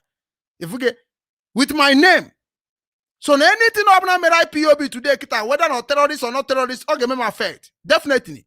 So do you think I will come and just leave up these people naming important on social media, name as head against of the rules that I took oath on to leave them to be go scot-free? You may attack her because now bido this one habido kita na anyu sense na gota bumbe bia jideze Nnamdi Kanu gbazie hankati. Obra Nnamdi Kanu no kita na ọ ga na anukwu onum. Maka you understand that against Nnamdi Kanu be ekute nke adịghọ na the struggle of the old things. Na mụ na ụmụ nogodo ebe a na na machọrọ ya. Na machọrọ ya ada etimi ihe. Ifuge enwe m mind to say my mind. Ọ bụghọ disobedient. Ọ bụghọ isi ọkụ. Mụ na gị kwere nkwa na anyị ga-esi ụta otu aka isi na-eme. Ọ ihe m ji webụrụ ihe mbụ. Abụ m nwa arụsị. And achọrọ mmadụ ịbịa na-eme m ka ndị ka ụmụazị. Enwe m ihe na-emebu before join this struggle. I join him because of anybody. Ifuge so now unu wa bụzi ndị nke batara ọfụrụ jizi this struggle now when emezi kunu si chọ on behalf of supporting Nnamdi Kanu. Some people will come on social media and say ka anyị na-eje godu ka anyị restore godu ka anyị release godu Nnamdi Kanu. The time ejide Nnamdi Kanu is easy. Do you know how we suffer and how much we spend to make that thing to be possible? Ichefu go nke ha bụrụ gị ichefu udo ịmara sị na I get am before no be property. I believe so. Mana ebe nka dị ndụ mmadụ enweghị ike cross na my road without knocking on the door. In where he can knock at cross on my road without knocking on the door. If you get so on ya with that in an equal and on a be bambo for the jiro beg name make the bonyozo, whoever you be in the world. So no no choloka this thing happen about saga sro. And when a way to do things. Yen in happy be made everything or easily. So no one give one money with a capable hand to lead this thing in another dimension. You have free mission to do it. Like it is full fundamental human right. That's what sometimes in some fake IPOB members only how to go to worldwide. If you think I'm saying get out from my phone. Because he can't call me to tell me what I have suffered for. If you get so again go to advice him, bring the documentary of what you have done. Before you now we're going to see now no one. So no all you can follow. Makana say that onye think that you can step aside and do your own. It's allowed. That is why Nnamdi Kanu say any group that doing well, we will support them. IPOB will support them. It is in the lineage of this struggle. So I cannot use because of you or because of your stupidity or because of your failure or your impotent leadership to make a lie in public of the way I am advising and educating my people to repent and follow the right way. And there are many now. We need to be smart and educated and make moves so that the whole world will respect us as they respect what we have done. Or maybe break everything down. So when may asking tweet him something here now my page. If you don't know how to handle your office, you have to get out, not even poor, get out to that place. Now madam will go too much. You get help tell me waka hunaya who carry on nanya. You get up tell me also. You get up tell me kill Cantonia. People that I know that die in my front. Una acknowledge is in the secretary. Una chef funding before. Oh, to accuse unesi echeto jukua. Oto akunesi echeto Ugwu. Oto akuse echete echete ndani nebundi parike na mgbebo. Oh, echete Jesus Christ. Moses our time. Joshua of our time. David of our time. You can't remember the people that fought and make Igbo land to be what it is today. You don't remember them. If you come so you not 40 who not 40 there. I can't photo it. And one more, Mmiri. I defend Igbo land. Igbo land is senior IPOB, senior Biafrans. Biafra is too local to Igbo people. So, open unama respect the way of the spirit of Igbo land. All of you are going to regret why you even make a move at the first time. That's why I don't like anybody attack any Igbo man in all over the world. I don't like it. If you can't do it, you can't do it.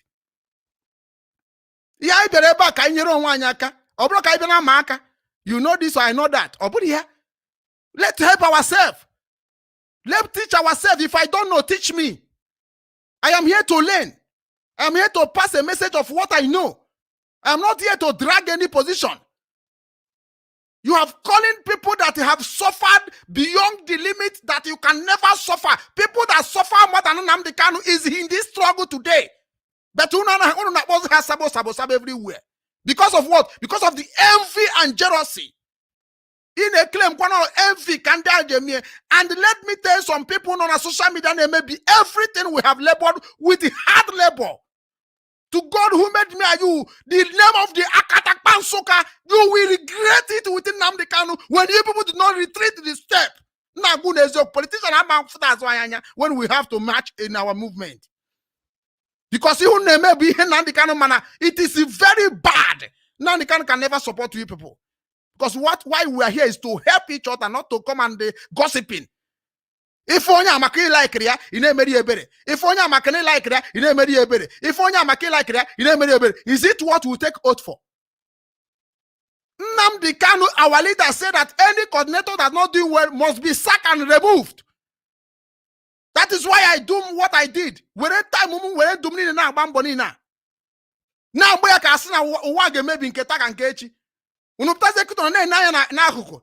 at what is happening in Finland. And when you track the coordinator, track or something, and name everything on everywhere. And they get on social media where Zorwaka in our football. That is why you say all the road lead to Radio Biafra. If you know what you can ask China Samoru, go and ask China Samoru. because the deadly Biafrans are not yet wake up. Unafu be kwande Biafrans so. Una never see the deadly IPOB. Una never see them all. Because now even the government of the whole world can never save you people when the time comes. Because we know who we are. We know they make mouth. And I am telling you people what you people cannot stop in generation upon generation. I love you all.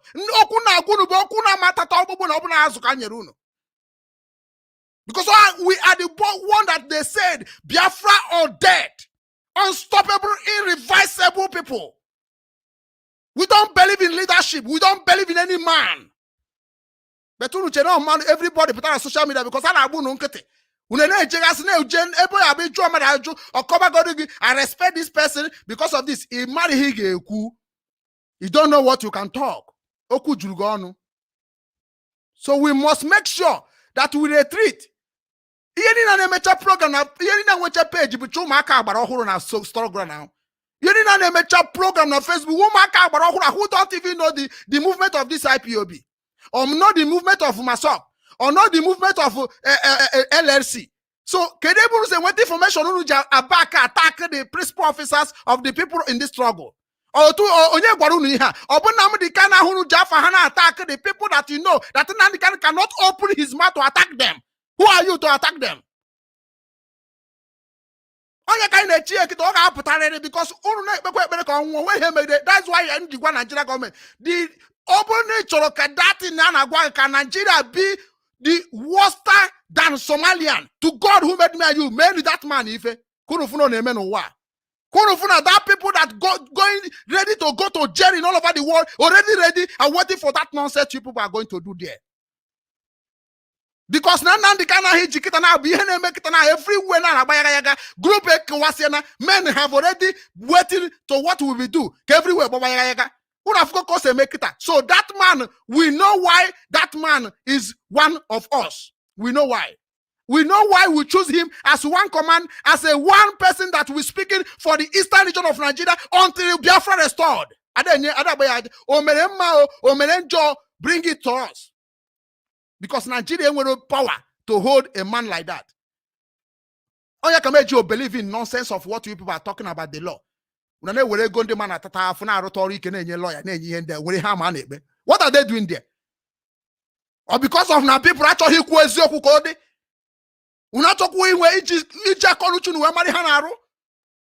a lawyer. I use lawyer in Korea. I use lawyer in Korea, work in the Korea government, so I know what lawyer is all about. I use lawyer in Ukraine here to do something, certain things I'm doing here. So we all know that Nigeria don't have a law. Nigeria don't have a court. Our IPOB members are living in the jail, living in many prison and suffering with the wound they have, and nobody is talking about them, and you are coming here to talk nonsense about lawyers, say lawyer, no say.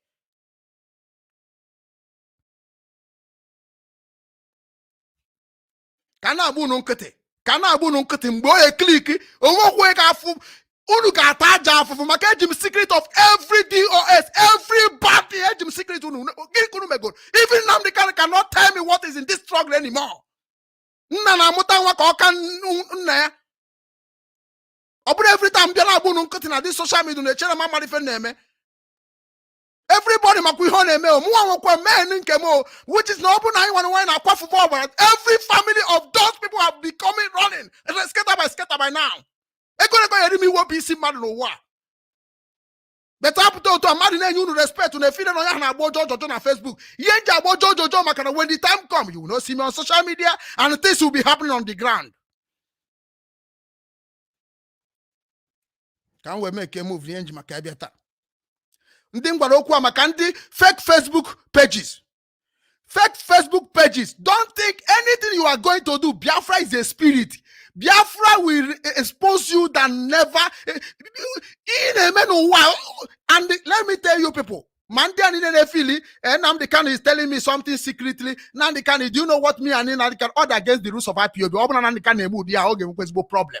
If he didn't tell you anything backward of what you are doing, which is not my animal agitator against what I'm telling you before Nnamdi Kanu jail, anybody in this struggle, we must be deleted immediately. So when the message anybody maybe this thing we are doing, we have every principle of movement Since when we started this thing, I'm fool. I'm a fool. Because in Chome, when use all my political people, now naru. So when you ban man na this struggle. Anybody on a second we cannot even tell, he cannot even handle one movement, one people that's going problem, then follow the principle way. Follow the way we have been doing it. Because anything Nnamdi Kanu kwagna, so all that against the oath I took with him. Very important. Brother, everything we put on name, maybe see any matter around. Happy my family, happy everything we see name when I go, couldn't start bego. When I put a feel no gonna join name caricature. It can never work again. So I can't go unwabundi were page ya. Unu chani ga pachapanya. Unu chani ne bundi na page ya ga pachapanya. Enwere ihe megide n'ụwa. Onwere ihe megide n'ụwa. Ka nwa n'ụwa forgive any fucking bastard that's going against of this movement.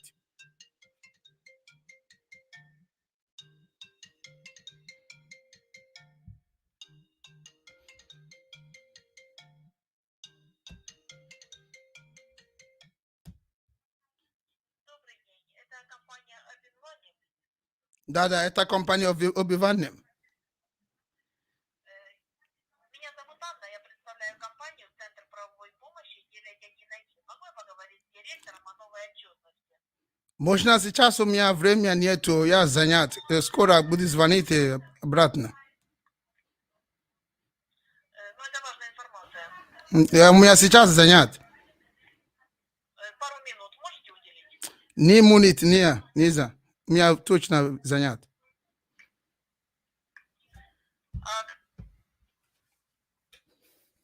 Sorry for disturbance. No, somebody bottom. I know on the company, but so now, unu nanya kaimu eke move ni emuji makiabia Ekweremadu. Maka ndị niile abụ ndị na-agbasaga na Facebook ka mụ na-agwa okwu a. Ọ bụ na aka gị dị njọ, wepụkwu ya.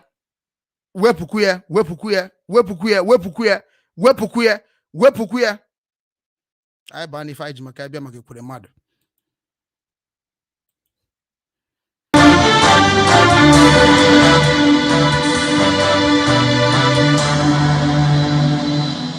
Hello and welcome to another evening of frank conversation here on Hard Copy, coming to you from our studios in Abuja. I'm Maokwe Ogun Yusuf. On Wednesday, September the 15th, nearly a week after the president visited the southeast state of Imo on a one-day working visit, members of the Southeast Caucus in both chambers of the National Assembly met and produced a communique. Top amongst the issues raised in their communique is the sit-at-home order given by IPOB and the attendant socio-economic aftershocks, the declining state of security in the south. IPOB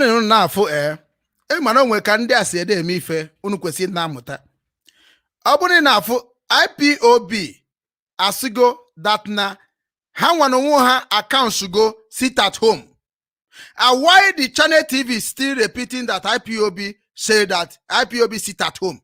Unada whatever they saying, oh, you can Nnamdi Kanu do too smart than more than these people. According to how now, because he ain't now documentary history. He ain't now following their bomber to bomber. Which one I be IPOB sit at home? They're supposed to be saying now Biafrans sit at home. Because IPOB have issued documents that sit at home that they are declared they have been cancelled. It's a mama support to sit at home. I don't support here under IPOB. I don't support here because I'm indigenous people of Biafra, which now my place not under siege. I'm communicating with my people in Mama Joe Makashi Suka. Things have happening there.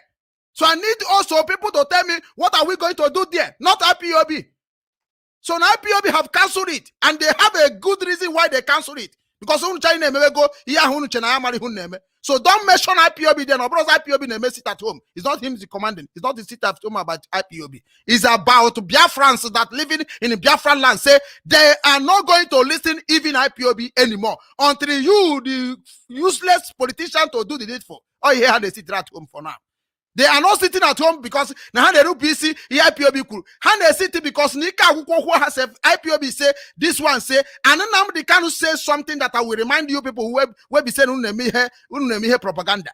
Nnamdi Kanu, there is a time even him, Nnamdi Kanu, cannot stop the mindset of the people. Una Maria. So no bu POB sit at home. Change that word. Muna talk to ngeji weji de Nnamdi Kanu. Unu o karikono na mo na madi. He obru na eme so umu Biafra. Unu na afu ha no du ndi ha na ekwo we see ya na correct ha na chat na comment section. Ihe ni na agwa gede mkpa. Maka na ye na chok ha document here some certain things ha geji we declare POB some useless things ha na which is they declare POB any rubbish things so one in a game maybe. Una ma odi hu na eme. Ono kama de si na chukwu adro umekwensu. East and the continued feeling of marginalization amongst Southeasterners. Was this a direct response to the president's visit and his entreaty for peace and unity? What will it take to restore lasting peace to the Southeast? This is some of the issues what it will take to restore last peace or rest in peace in Akoedi. What it will take now, the whole politician who use when I roll on a Southeast be criminals. Whenever you people call them, and advise them to do the needful for the mindset of the people they claim to their leading, then peace will reign. So no buru na mara so ibu na makure me channel TV una kaba ho bia join na maka yin channel na ba Jazeera kita I bu CNN I bu the people that you never ever think about, the people that are going to run these programs. If you get I am if I do any me na name so na ya mutagi unu mutala career do no abu na claim of the professional my foot. So now, obro ne imari hega kusi bu nunu nwa bu ndi ahụ niile bu ndi ekperima na control media na Nigeria. Gwan ndị ụwa niile, gwan the whole world that na ndị ahụ na represent the Southeast Nigeria are criminal and blood-sharing demons. That na unu kpọọ na ọda gwafa na ha kwesịrị na-eme ihe ndị ha kwetere na ha ga na-achị obia udo adịdị na ha na-emie umu ogbenye na anwụ n'ike dike umu ọgaranya na-ezu oshi na-ezugharị oshi ebe because ha mara nwa ọrụ ha ma dị nwa agụ efuru ihe na-eme die ọ na-emetụzi onye ukwu na-emetụ onye nta unu mechi ihe na-emericha ego na anakpuo ifrọ ka iru ugode. Take on with my guest tonight, Senator Ike Ekweremadu, a three-time Deputy Senate President and current Chairman of the Senate Committee on Environment. Senator Ekweremadu, welcome to Hard Copy. My pleasure. The situation in the Southeast between February and April this year was worrisome for both Southeasterners in particular and Nigerians in general. The onslaught of attacks on government-owned facilities was something to worry about. But the caucus didn't say much at the time. Was there a reason for this? Now, can't dress swagger here. Government belong to people. It not belong to individuals. So who is the government you are talking about? The property here. Can the government in talk about? Property we are talking about, property we build by our money, not the living government money. Because government in Ebuko they go Iran park no bodo Igbo. Ijena American ha park go there. Ijena Dubai ha park go there. Ijena Switzerland ha park go there. So the money that we are using to develop our land is money we made by ourselves. Okay? So and that here in the one attack now, all our own, we have the right to destroy it, we have the right to review it. It's not in the business of any Nigerian government. So Nigeria is too small for what we are doing in all over the world. Nigeria is too small. So no name channel. I get na channel TV and needful very very fast. Because now you know my government property. Some gullible useless pages now say now Nnamdi Kanu toss maybe Nigeria government. One thing I want my millions spending on Chanjame market. Iyakumie onye mebiri onye gbara ọkụ Chanjame market Onitsha. Oge ji buketa ka ihe chetezi na nwere ha na-eme na certificate na-agba bank or na-agba police ọkụ. Ọ na machọrọ na agwa ndị some useless people snipe POB wee pụọ. Ọ na m take that thing as iwu Chineke. Ọ bụ na obi unu China dị too local to me. Je gwafa na ihe na-eme kita na Biafra land bụ the same party of PDP and APC are making things to become known by POB na-eme. We know the game. So unu na-ekwu okwu na-akpatakwa na IPOB ngwuru eji kpọta Nnamdi Kanu. Respect ya n'onwe unu. Na-ejenu na-agwa na ndị abịa na akọs ya because ọ bụ na ha nwere ezigbo security. Anything ọ bụrụ na-eklem na IPOB mere ndị security ha ga-ejide. Anything ọ na-eklem na ọ bụ ndị otu Nnamdi Kanu na-ezighị eme ọ ha ga-ejide. So they have security there. Ọsọsọ igbu ndị protest ka ha ma. Ndị Fulani a na-ekwu okwu enwego ndị gọọmenti jidere. Ha na-support ha.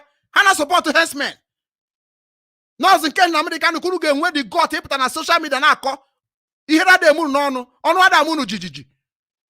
Otu aka esi ama the evil dị unu n'ime. Kunu wee prove right. Maka Nnamdi Kanu were able to major one or two in order. Una after the public ne destroy something that you know that he have labored in the truth in an honest. No makisop ubunu menu ne follow his lineage. In azo power. Oh, to Nigerians as power. So Nigerians, yenu neku property of Nigeria. Nigeria will have property na Igbo. Nigeria will have property na Igbo because property Nigeria on a Switzerland. Property Nigeria on a UAE. Property Nigeria on a American. Property Nigeria on a London. So property Nigeria is not in a Biafra land. Nigeria don't have property in Biafra land. Very, very important. That is why you have to sit at home on our hacketa now because bank marketers. And when improvement of the government tax or academy now brought the people. And the people are saying that now had they go tired Hana those so everybody who got pachapanya. Mad at the end Nnamdi Kanu that millions of me are still waiting to react. No, not from Hage Bidona react. And in Kina forgot to get just because now I ain't a chokuru pop trying Nnamdi Kanu I forgot ye. Open on that day, unu make was messimuna fuze nketoro biati. Because now Madi put a kitana before I got popped Nnamdi Kanu, I got put go in a certain center. I said, yeah, he sought to somebody like us. We don't talk nonsense. No, not exactly, but you know, we have levels of leadership everywhere, including Igbo land. We have the Ohaneze. We also have the Governors Forum. And they'll have church leaders as well. Unafuria? 3 people mention kita bieji alibo. Onya merenja bunne kunkem.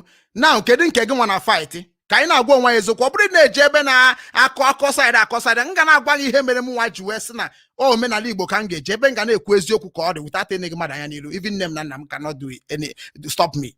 Now also gina 3 people now who bụ ihe ji ala Igbo na bụ number 1 bụ gini church leader, number 2 bụ gini Ohaneze ndị Igbo, number 3 bụ gini politician nya bụ ndị otu Ekweremadu Efere ọkwa kwenyere church leader there. Kedu ihe na-eme kemgbe na-eme agitation about to make sure that na it disturb the church leader to do the needful. What are you doing? Because China bụ church members. And church members are politician members. And politician members are Ohaneze ndị Igbo. Because none of Ohaneze ndị Igbo go in the process of how we take the mantle of Ohaneze mgbe gboo. Ndị na-akanyere zoneze. Onwe onye merie.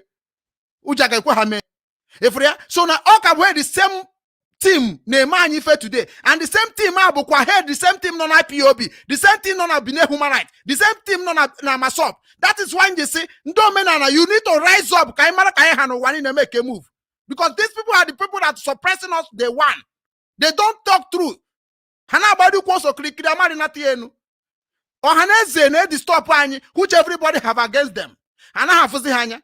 Because Ohaneze ndị youth nọ there, and na-eme ka ewepụta Anambra state government. Kedu ihe Ohaneze ndị youth wepụtara? Assuming that na ịnwa by IPOB anwụghị na ama meko with the government of Nigeria. Okay.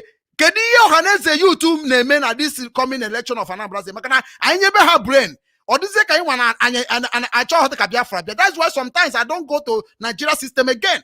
Because when she get to Nigeria system again, I work with the same people that is in Nigeria and make some certain change and not harm what I have done. Unada afudi ihe na-eme anya bụ dị kekere anyị ngwugwu. Ohaneze ndị youth, kedu ihe merụ na-ewepụta a youth sokwu na-azọ ihe a? Ọ na-abụ ndị na-ekwetere na IPOB, ndị ekwetere na Biafra. I support godu ndị ahụ ebe asị na youth ya change mu. Ị na ọkwe dị ewepụtakwa ndị ụba. Ị na ebe ewepụta Soludo. Ị na ebe ewepụta Ifeanyi ụba. Ndị a bụkwa the caucus gbara mbọ mee ka Obianọ regime never be trustable. Ofu ala ha ji ha na-achụrụ efi bụ abụ ofu ihe ka ha bụ. Onwebụ onye merie. Ị na-azọ Ohaneze ndị youth. Nke azọ Ohaneze ndị Igbo. Nke a bụ Ohaneze youth atụrụ. Ohaneze ndị youth enweghị ihe bụ unity in the whole 5 states. Onye chinara ego na Sorok na uchie. Otu aka the National Youth Council. Anụ m China nọ n'okpuru government of the whole world na-erizi ego. A na-ebunye unu ego na-eri na sabotage the land unu na ya nọ n'ime. Ọnụ ga-atakwa afọ maka ndị ka nwụọ kịta ọkwa he unu wa ga-abanye. Ifuru ya? And ihe ahụ unu na-eme ndị a ka ụmụ unu ga-emekwa unu n'oge na-adịrị anya. Because anyị ga na-agwa onwe anyị eziokwu. Ọ bụ na ịma na ị nọ na this struggle ka ebe ị na-anọ ngwa join na Ohaneze ndị Igbo youth, or join na ndị Ohaneze ndị Igbo n'onwe ha, or join na ndị a niile bụ ndị nke na-asị na ha ga-esi na Nigeria wee nweta unu use on sense unu na-eme emekarịzi anyị nwa bụ ndị na-eme ya. Ọ bụrụ na emekarịa na anyị join unu because Nnamdi Kanu kwukwuru ekwu So the me hani the Biafran etimbu who he is. He's one person. And when I couldn't name oh no where the time when na gossip IPOB say IPOB asro Nnamdi Kanu say Nnamdi Kanu asro. What are you doing to make sure that Nnamdi Kanu emi ho name? Because Nnamdi Kanu structure is unbreakable. You also kwasi name no wa. So we expected them to take the responsibility of not just speaking out, but trying to douse those tensions. Well, of course, they tried, within the limits, of expectations and their powers. So, but unfortunately, we viewed with regrets that people didn't hit to some of their calls for restraint, including the federal government and indeed some of our people. So it got a point where it appears that things were getting very, very bad. And so it appears that nobody was listening to each other. A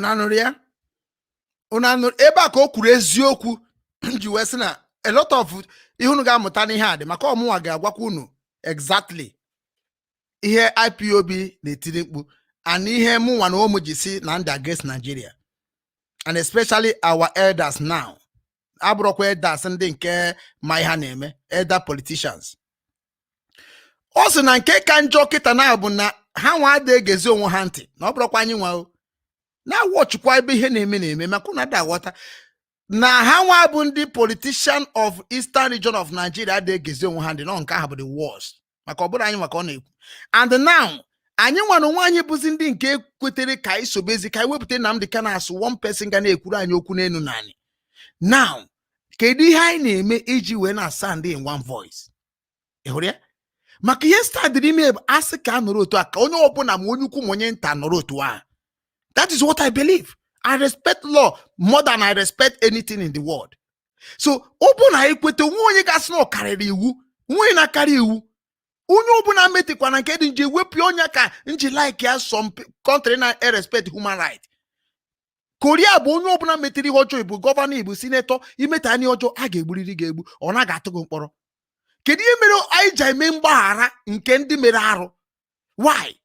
Kedu ihe bụ na unu fụ na mmadụ mere ihe ọjọọ iji maka na maybe na duto na ịga ịmara ka ihe esi wee solve ya iluzi okwukwe wee support bazie onye mana ometeghe okwu ya anyị chere na-ekwekọta na ọ ga na-eme. Kedu unu ji eme ụdị ya? Ịma na isọpọ ibi odo like ọ bụ na mmaji ihe kịta now instead of isi nwanne na ịdara iwu a maka na ịgwa m na ndara iwu bụ na ọ bụ na mụ na gị nọ na ebe tiri iwu nda ya mani ma ya mmekwete yes na adara m ya ọgụ mgbaghara mana otu anọ na program a ịnọ na Obinwannem ntiri iwu eji anọ n'ime Obinwannem ịnọ na IPOB etiri iwu eji anọ na IPOB kedu ka eji sị m na m na konsense ọ na mụ abụ sabotua why ị ga-ekwu nwunye because m edegege ntị maka na mụ na ga kwụrọ maka na mụ na gụkwụrụ m ga-ama gị I will know you if you and you will know me and ọrụ na-arụkọta na anyị nwa bụ ndị public relationship officers anyị nwa no public ka anyị na-relate with the people na-agwa people how they will connect to the right channel. This is our job. If ya so now kita na-agwa gị na-ekwe na ndị a niile nne kita na anyị na-ege ntị n'onu na ha dị confused na ha makwa ozi ha na-eme and anyị nwa nwaanyị bụzi ndị nke na-eme ihe dị mma na-eme ihe Nnamdi Kanu hụ n'anya ojecha bata okenekwa the same IPOB wonderful IPOB a na-agwa gị na-ekwe ka ha si eme ihe esi na no ụfọdụ asị na ha na Nnamdi Kanu akpa na private. What is this nonsense about? So na Nnamdi Kanu gwa gị suspect bazie ndị nyanwa hibere. That is nonsense to me. So na ọ bụ Nnamdi Kanu na-emezi anyị sabonunu ọ sabonu anyị oje na-azụ ọgwa mmadụ sị mebere m ihe dị ona without the law we sign together even at the thing no match because na man correct nonsense on this Biafra restoration. If you get so na ọ bụ na otu unu si chọ na abịazi na nwere ihe ndị Buhari ga-agwa mmadụ ọma ngwa citizen enwere ihe citizen ga-agwa mmadụ ọma ngwa Buhari that means corruption abatakwa na ozugbo kwuru na amakwa unu ekwu n'ọnụ o freedom fighter abụrụkwa otu unu si akọgheri ihe unu akọgheri chara social media cancer what here peace any family that peace not there. I believe me in na aka niile aharụ I believe so mana I believe m na ọrụ o nwere ọrụ dịrị ndị leader enwe ndị ọrụ dịrị ndị na-arụ arụ enwe ọrụ dịrị ndị na-eri so onye ọbụla na ọ na-obi erubi exactly ọ bụ na ajụọ gị ajụjụ gbasara leader ịsa ya exactly without going back ọ ya ka ndị ọcha ji karịcha onwe ha ndị ọcha nwere ihe a na-ezoro onwe ha because na ihe anyị na-achọ izo ofu onye ga-ejekwa na kọmputa saachị taa bịa gwa ha akwụkwọ so na anyị nwere nwaanyị tụtụ na ọbụrụ mmadụ niile ma technical issue ma ọ mara ka esi asụ oyibo ọ mara ka esi apụta na social media wee kwuo ka isi ekwu ịchọzie ka i were opportunity wee na-useless ha ọ na-use their brain. It doesn't make sense. A leader will question organizer no ruo. Ndị na-arụ arụ nwe ka ha ga-esi na-arụ by the command a commandere ha. And onye na-arụ arụ gị nwa bụzi onye kwesịrị na-edozi na-aghasa. Onye na-arụ arụ ga na-ewe iwe, ike ga na-agwụ ọsịsọ. Mana onye na-arụ arụ na-afụkwa ihe ọ na-arụta n'ọrụ aka ya, ọ ga na-enwe anwụrị na-arụkwa mmụọ, ike adụkwu ya. That is how we be.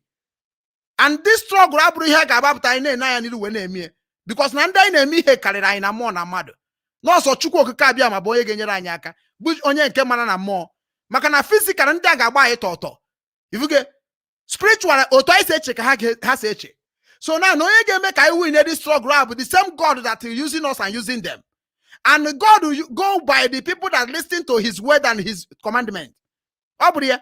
So you marry a commandment, I the struggle with 10 commandment mission. Then go to that 10 commandment and understand what you are doing. Is it match to that thing now? Or be your money name of money name of man. Not Nnamdi Kanu singing money name. So now if we're going to politician had to create unity. So we felt as a representative of the people, it is time for us to also try and intervening, take it from where our other leaders stopped. The timing of your meeting and your communique was quite strategic. Exactly a week after the president visited the Southeast. Was it deliberate? Well, there was a conversation between people, especially Ohaneze and the president. Personally, some of us were not there. I was not there because the meeting took place the same day we had our National Executive Committee meeting on the PDP. So most of the PDP leaders were in Abuja, so most of us were not there. So I'm not sure what was agreed, but it's absolutely. Very, very lies. Oh, with them propaganda everywhere. Now, also na president no Ohaneze ndị Igbo emego meeting mgbe ha bịara. Kedu unu ma Ohaneze ndị Igbo metere with the presidency? Unamia? Onye ọbụla amịa ya gwa m ha metere gị kedu ihe ha kwuru ha metere. Na abụrọkwa apụtakwa enwe ka asịkwa gị that na president have promised to change a lot of things. Ọgwụcha. And remember that na Ohaneze ndị Igbo condemned the coming of President Buhari. Ọbụrụ asụ na-ekwuo. Because all the Obinwannem so good the news. Ndị Ohaneze ndị Igbo say that na coming of Buhari are not welcome. Kezi Kaims we mechafuze Ohaneze ndị Igbo chairman n'ebe akụkụ Buhari. Una da ajụcha those things.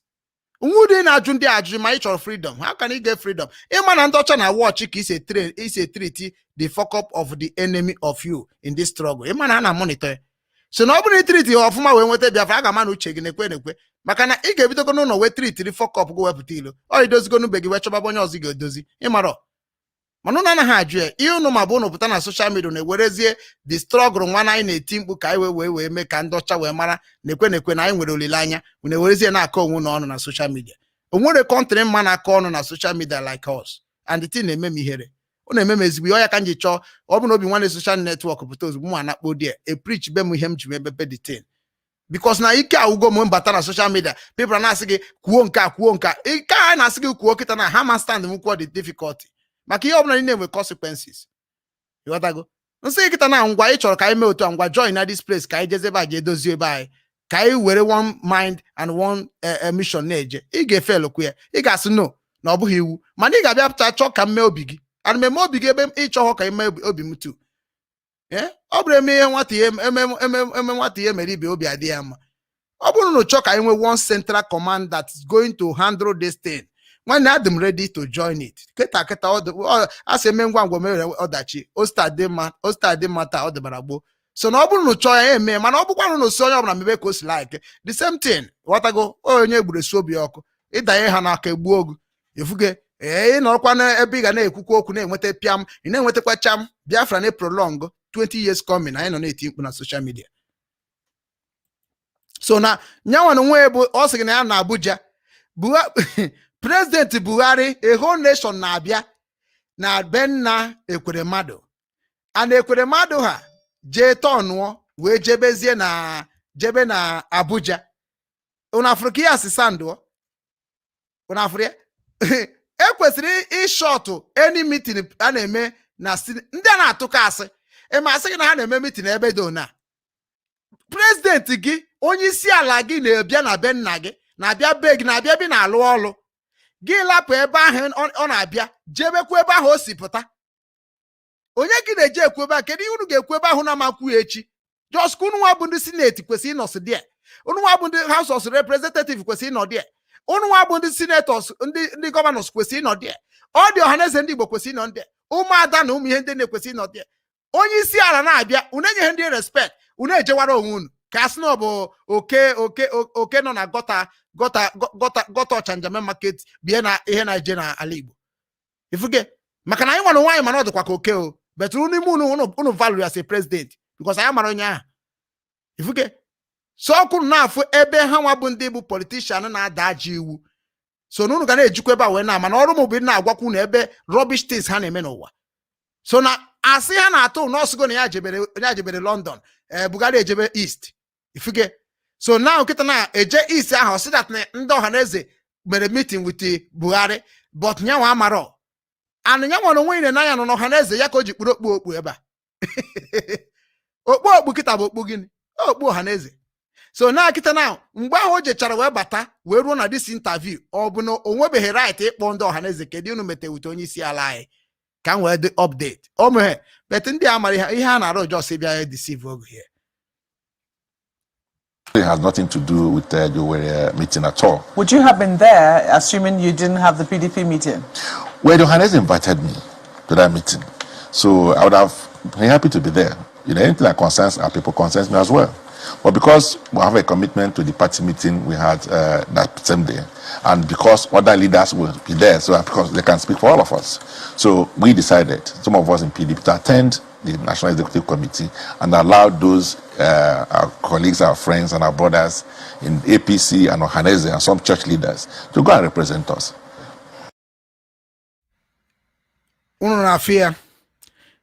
Every day by day na church leader na government na arụkọ kwunu na-eche na asị okay onwere ihe mere na Nigeria church leader will not be there ehụrụ onwere ihe mere onwere meeting eme na Nigeria ka church leader happen here because ha nwana onwe ha na contribute na economy and na contribute kwa in the losers of the whole nation ifuge so mana na bụ na-ekwu maka that religion people na asị m hapụ go the religion ma gị nwa na-achọ ka igbuo politician na church people bụ ofu ihe ka ha bụ ana onye mere unu ga-eji wee weta ezigbo afọ na this struggle maka na o rubego time anyị ga-eji na-ekwu ka o si wee dịrị anyị unu nwa na unu na-atazi dị afọ because ọ bụrụ na ejighị condemn unu ụka otu unu nọ sit at home today then unu kwesịrị every Sunday ejezi n'ụka na ụka bụ arụ ka ọ bụ n'ala Igbo iji ụka bụ arụ ka ọ bụ laikere ịchọghị ịma ihe anyị na-ekwu gị na-eme ihe na-eme mana after everything unu ga-ama ihe anyị ji ekwu okwu anyị na-ekwu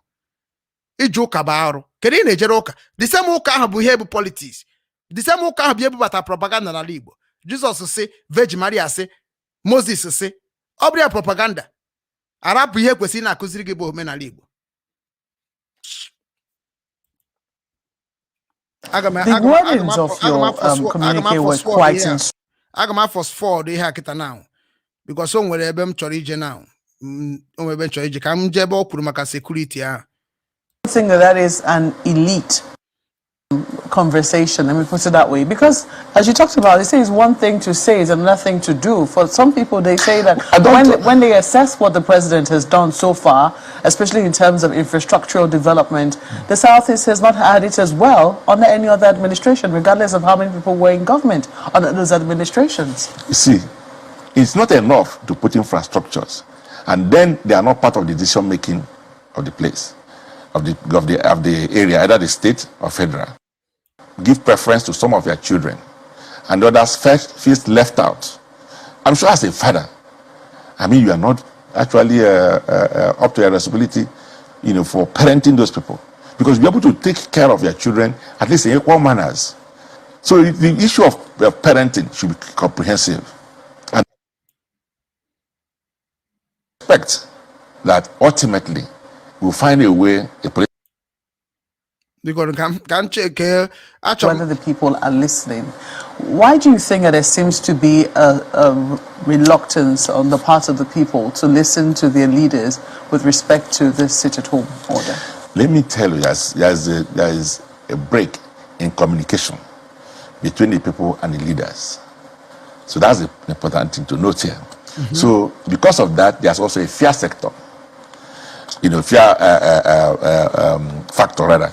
So because some people who are eager to come out cannot come out because they are not sure that government and security agencies will protect them. Unanuria eba kita now unanuri ihe kwuru ebe a. Because obuha about enyego mother to sit at home, enyego mother to nejafia, because na people is confused.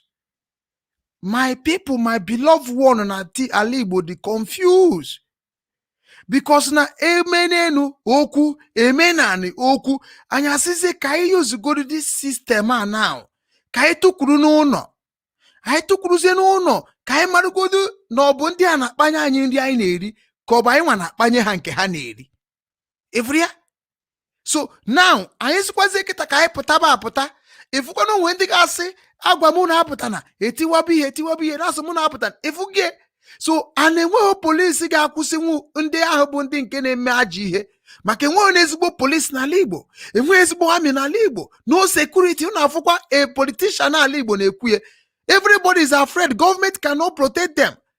Our people ekwuru si ka ewete ESA ka nọ n'ime ohia o ha batabekwa n'ụlọ because na ọ bụ na ha batago n'ụlọ anyamana ka ha si kit maka a na-adị ama na ha bie na control zi ime ụlọ anyị. So na police kana control ime ụlọ kodo onye na control ime ụlọ anyị kịta. Who are them? Ọ bụkwa Nigeria police ko Nigeria mopo. So a lot of things una na eti ọnụ karịrị. So na ụmụnne m kịta anọrọgo in fear. Ụmụnne m nọ in fear maka nwa ozo na control center maka njụọgo ihe ese n'ihe asụmọ nọ bush. So who is controlling is inside? I know you can Nnamdi Kanu. I gwagide Nnamdi Kanu gba chat gide. Owesina very soon oga launch ESN inside. Eji wenas obuna unu na-ekwu okwu ESN na-atụkọsị ego ESN ndị na-direct ESN ngwana obunu need boys anyamara ikpopụta boys a join habata ime ndị nọ n'ime ọhịa nọ n'ime ọhịa, ndị nọ n'ime nọ n'ime. Ma ọ bụ na ọ bụrụ ya ka ezo ego na-echekwasị ime ka onye na-echekwa ime because na ndị ime kịta ụjọ juzi onye ọbụla alụ ịpụta apụta pịawa gị azụ nwoke na-ekwuru gị akpụrụ gị kpọchie nwoke na-ekwuru gị ekwasị ka ejekwa lawyer. Who is lawyer? Lawyer ma ihe kedu ihe a na-eme ihe a ndị ma onwe ha ka a heri ya na-eri onwe ha. The same law na guide Nigeria ka o eji ekpe gị ikpe where you fail the law of Nigeria. Kedu unu emedo onwe na ihe a? Unu na-ekwu okwu na okwu Chineke kwesị iji wee nyere unu aka. Unu emesina ka as if to say na struggle bụ a childish play. Kedu ka isi wee rapụzi ebe gị na-eme expect onye ga-echekwara gị ime? Onye ga-echekwara gị ime? Onye ka this man na-ekwu na ụjọ na-atụzụ our people. Nkuru na-echekwasị kịta ndị polisi oke ha anana checkpoint anana mopo anana ka ezo onye ga-echekwa inside. Onye ga-echekwa inside onye ka nji wee sị ndị chekwa ala Igbo ha bịakwa many people bịa chekwa ikinya onye edobe ha na a ga-ebute million before ewe chekwa ebe ha. Go to your region, all the youth of the land, onye ọbụla nọ n'obodo oyibo, help your villages, help your youth ka ha na-agbagharị obodo na-ama ihe ha na-eme n'obodo. Onwe onye si bịakwutezi m again. Go to your village, help your village because ihe na-eme kịta agafegokwa aka controlling. Ifuge so na mụ na yo ndị niile abụ ndị na control kwa ESN ka unu mara na bush ahụ nọ n'ime ya bụrụkwa ya bụ ebe nsogbu dị now. Na nsogbu dị inside. People na-anwụ gwogwo inside now. Kedu ihe ha ga-eme inside? So ọkwa unu ga-ajụbakwa ndị na control ESN maka aka madro dia. Ifuria? So ndị bụ government of our people ha mana unu amarụgo na ha manjidata polisi ha help unu maka unu against them. Hi. Unu maka unu eme anyị o. Ụmụnne m need help. Simple as ABCD. Ka anyị na-egekwe ya ntị. So they just have to stay at home. I remember in the southeast, their major occupation is commerce. So they live on daily bread. They go out and fend for themselves. So if you don't go to work on Saturday, you don't go to work on Sunday because we're going to church, and on Monday again, you can't go out. So we believe that is not good for our people. That destroys an economy. That kills people. It breeds hunger and it entrenches poverty. So we now said, look, we can't continue in this way. So we need to appeal to our young people to reason with us. If we get na itukununo 1 Monday na destroy economy of Nigeria. I want you people to understand one thing now.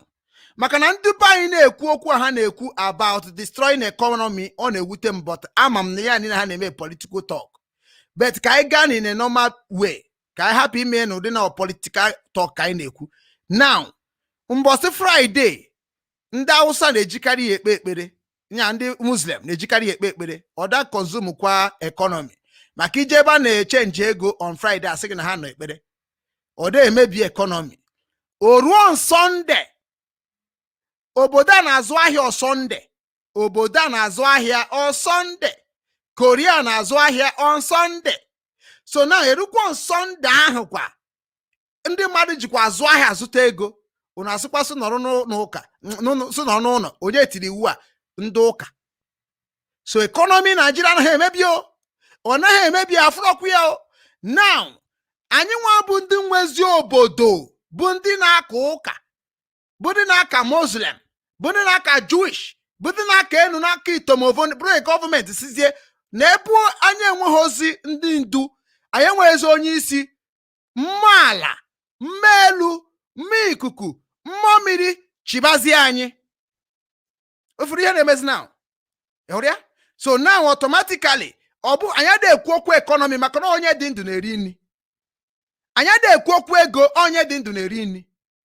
Maka na ihe nwụrụ anwụ n'ahịa mbupụtebe ego documents m bụ ebe a bụ ozu ndị mmadụ egburegbu under my care. Ị mara na mụ ama nọkọta n'ụwa wee fụ onye dịka Ekweremadu na-aga n'iru meweghe ma gbuwa ya isi. I swear by Amadioha. Maka na mgbe anyị na-eti mgbu the same mgbu a ka anyị bido na 2013 tibe. TJ na government house. TJ na Nigeria embassy of the whole world. TJ na the whole Amnesty International offices the whole world. TJ na the whole everywhere, churches, all the regions, all the movement, everywhere no. I TJ ge onwe ne guy into no. No. Before now, the worst I do today, we have been alerting and telling them, please help us. That is time we were doing help, please help me, please help me. This is agitation of us. Please, you must hear also with the flag, with the placard. Please hear also, please wabiko nyana yaka gwande danyo, no na biakwa nike niko, ni na biakwa was to waso, onye gera yinti no. Nobody. Negwe na ndị anyị ma na chi bata ebe karịa anyị, ndị na-achị bata na chi bata bịa rie ebe anyị. Nobody listen to us. Keta anyị na-ekwusi na anyị achọghị dị iri nri sef na anyị chọrọ ị na-emezi fasting and prayer ka unu bụ ndị Ekperima church. Fasting and prayer ka anyị chọrọ si ego, ihe anyị chọrọ bụ security. Security is what Okechukwu is also clamoring now. Security, secure my people at home. Secure them. Promise them. Any dead found anywhere must be found. And onye must be hanged. Be done something that our people will believe in that land again. That is where I stand. Don't maybe respect when time of that nonsense. We need security. Ometi family and kata, ometi family cause it. Onye nkasoro biara kwezo kuna channel TV egbuoye. What are you people doing? The same thing cage we egbuo corner soldier one corner one egbuoye like that. Eh? The same thing ke egburu igwe obodo igwe aguleri. We dey na-ekwu okwu n'ime. Yey! Na mana na asem na enwekwara enwere ESN enwere nke aghọtakwa m ihe na-emesi o. Kedu nke a na-eme who is protecting us? Aghọta dị m hụ na-emesi eme ike agwụgwọkwa ndị a niile bụ ndị nke na-eso anyị eso. Ike agwụgwọ onye ọbụla. Ọ bụrụ ịpụta anyị na-ekwu na Nigeria dị important. People na-eteke anyị adịkwa important. Who is killing us? Who is killing us? We don't know. Unu na mgbe before kwunu asị thank God for government. Unu ga-atagide gọọmenti. Nnamdi Kanu nwere okwu before je kpọrọ maka ọ sị na okwu onye niile ga-abịa na mezu chebiri nke m ga-agwa unu. Also that now we have been n'otu akịta na anwa isi bido ka Boko Haram si bido before na mere menu ọ dị unstoppable. Nke ahụ ga-abịakwa na mezu chebirikwa na ya o. Because ọ bụrụ na unu achọghọkwa ka ihe ahụ niile a na-ekwu ka ọ bịa na mezu onye ọbụla kwubekwa eziokwu. Time of this nonsense on social media is ending. Ka ala Igbo dịkwa ka anyị fụkwa ebe anyị ga-anọ weje mee nwa anwụrị nke ụwa bifo ya nwụọ. Ma ọ bụrụ na achọrọkwa ya nwanne na support nonsense on social media on this and that, don't go in your village and protect your village by what you have. Keep on looking for Nnamdi Kanu to come and help your village. Keep on looking for ESN to come and help your village. Keep on looking for people that contribute to you before you can do something. Don't go to your village and reconcile with the youth of your village and use the money you make outside to sponsor them, to make them to go back to the normal basis in the ancient days. Keep on make una they do things una they do.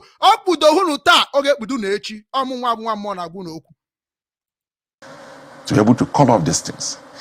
Yeah, good enough. The IPOP that started, they said no more have anything to do with it. That these are sheer criminals who are now trying to take advantage of what we wanted to do earlier. So what we're going to do now is to ensure that Mondays and other such days our people will come out and do their business. The first thing you said was that there was a break in communication between the leader and the led. Yes. Would you also say it is a crisis of legitimacy amongst leaders? I don't think it has to do legitimacy. And IPOP leaders? No, I don't think it's issue of legitimacy. It's a kind of difference, in approach, right?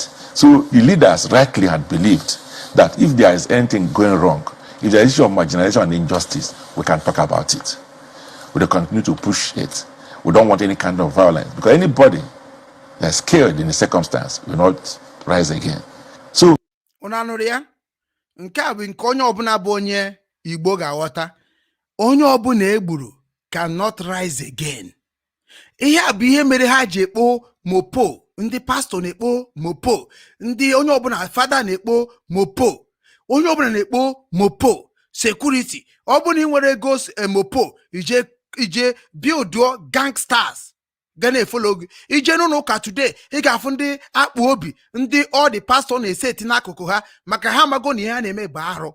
Ha mago na iwe ga-ewe ndị mmadụ one day, and iwe we ndị mmadụ one day ha ga-eji ike mmabata n'ime ụlọ ụka, uche ị na-afụ na ha na-amabatazi now because agụgụ ba mmadụ a ga-achọba ebe ego dị ana agụbago ụmụnna anyị nya ka o ji ewute m na ọ na-abụ onye ezu oshi ji otu ị ga-afụ ndị mba ya na-apịa ya ụtara were mma sugbu pịagbuo egba ya ọkụ.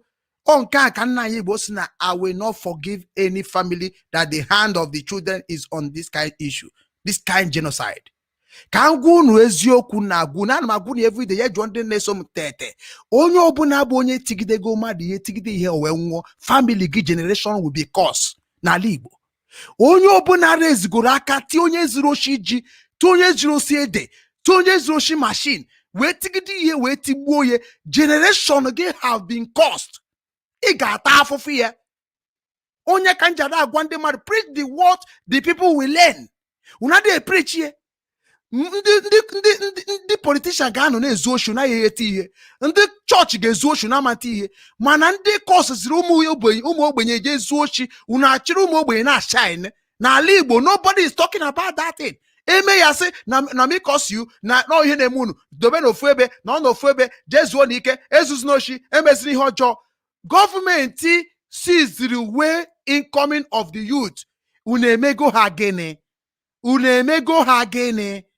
Unu achịrịzie ndị enweghị ozi mapo, ndị enweghị security, ndị enweghị bodyguard na-akụgbu ha because ị na-protect, don't thief again. But the main criminal, you are not even touching the people. Esi na Chineke ga-forgive gị. Onye a ma Biafra ejibeghị bịa maka na obi unu nwee kịta na-abụ obi a na-akpọ obi ume ekwensu, ndị ekwe osu. Anonya bịa na-edile unu. Anụnụ nwa bụ ndị na-ekele mụnụ na bụ ndị na-fight freedom fighting.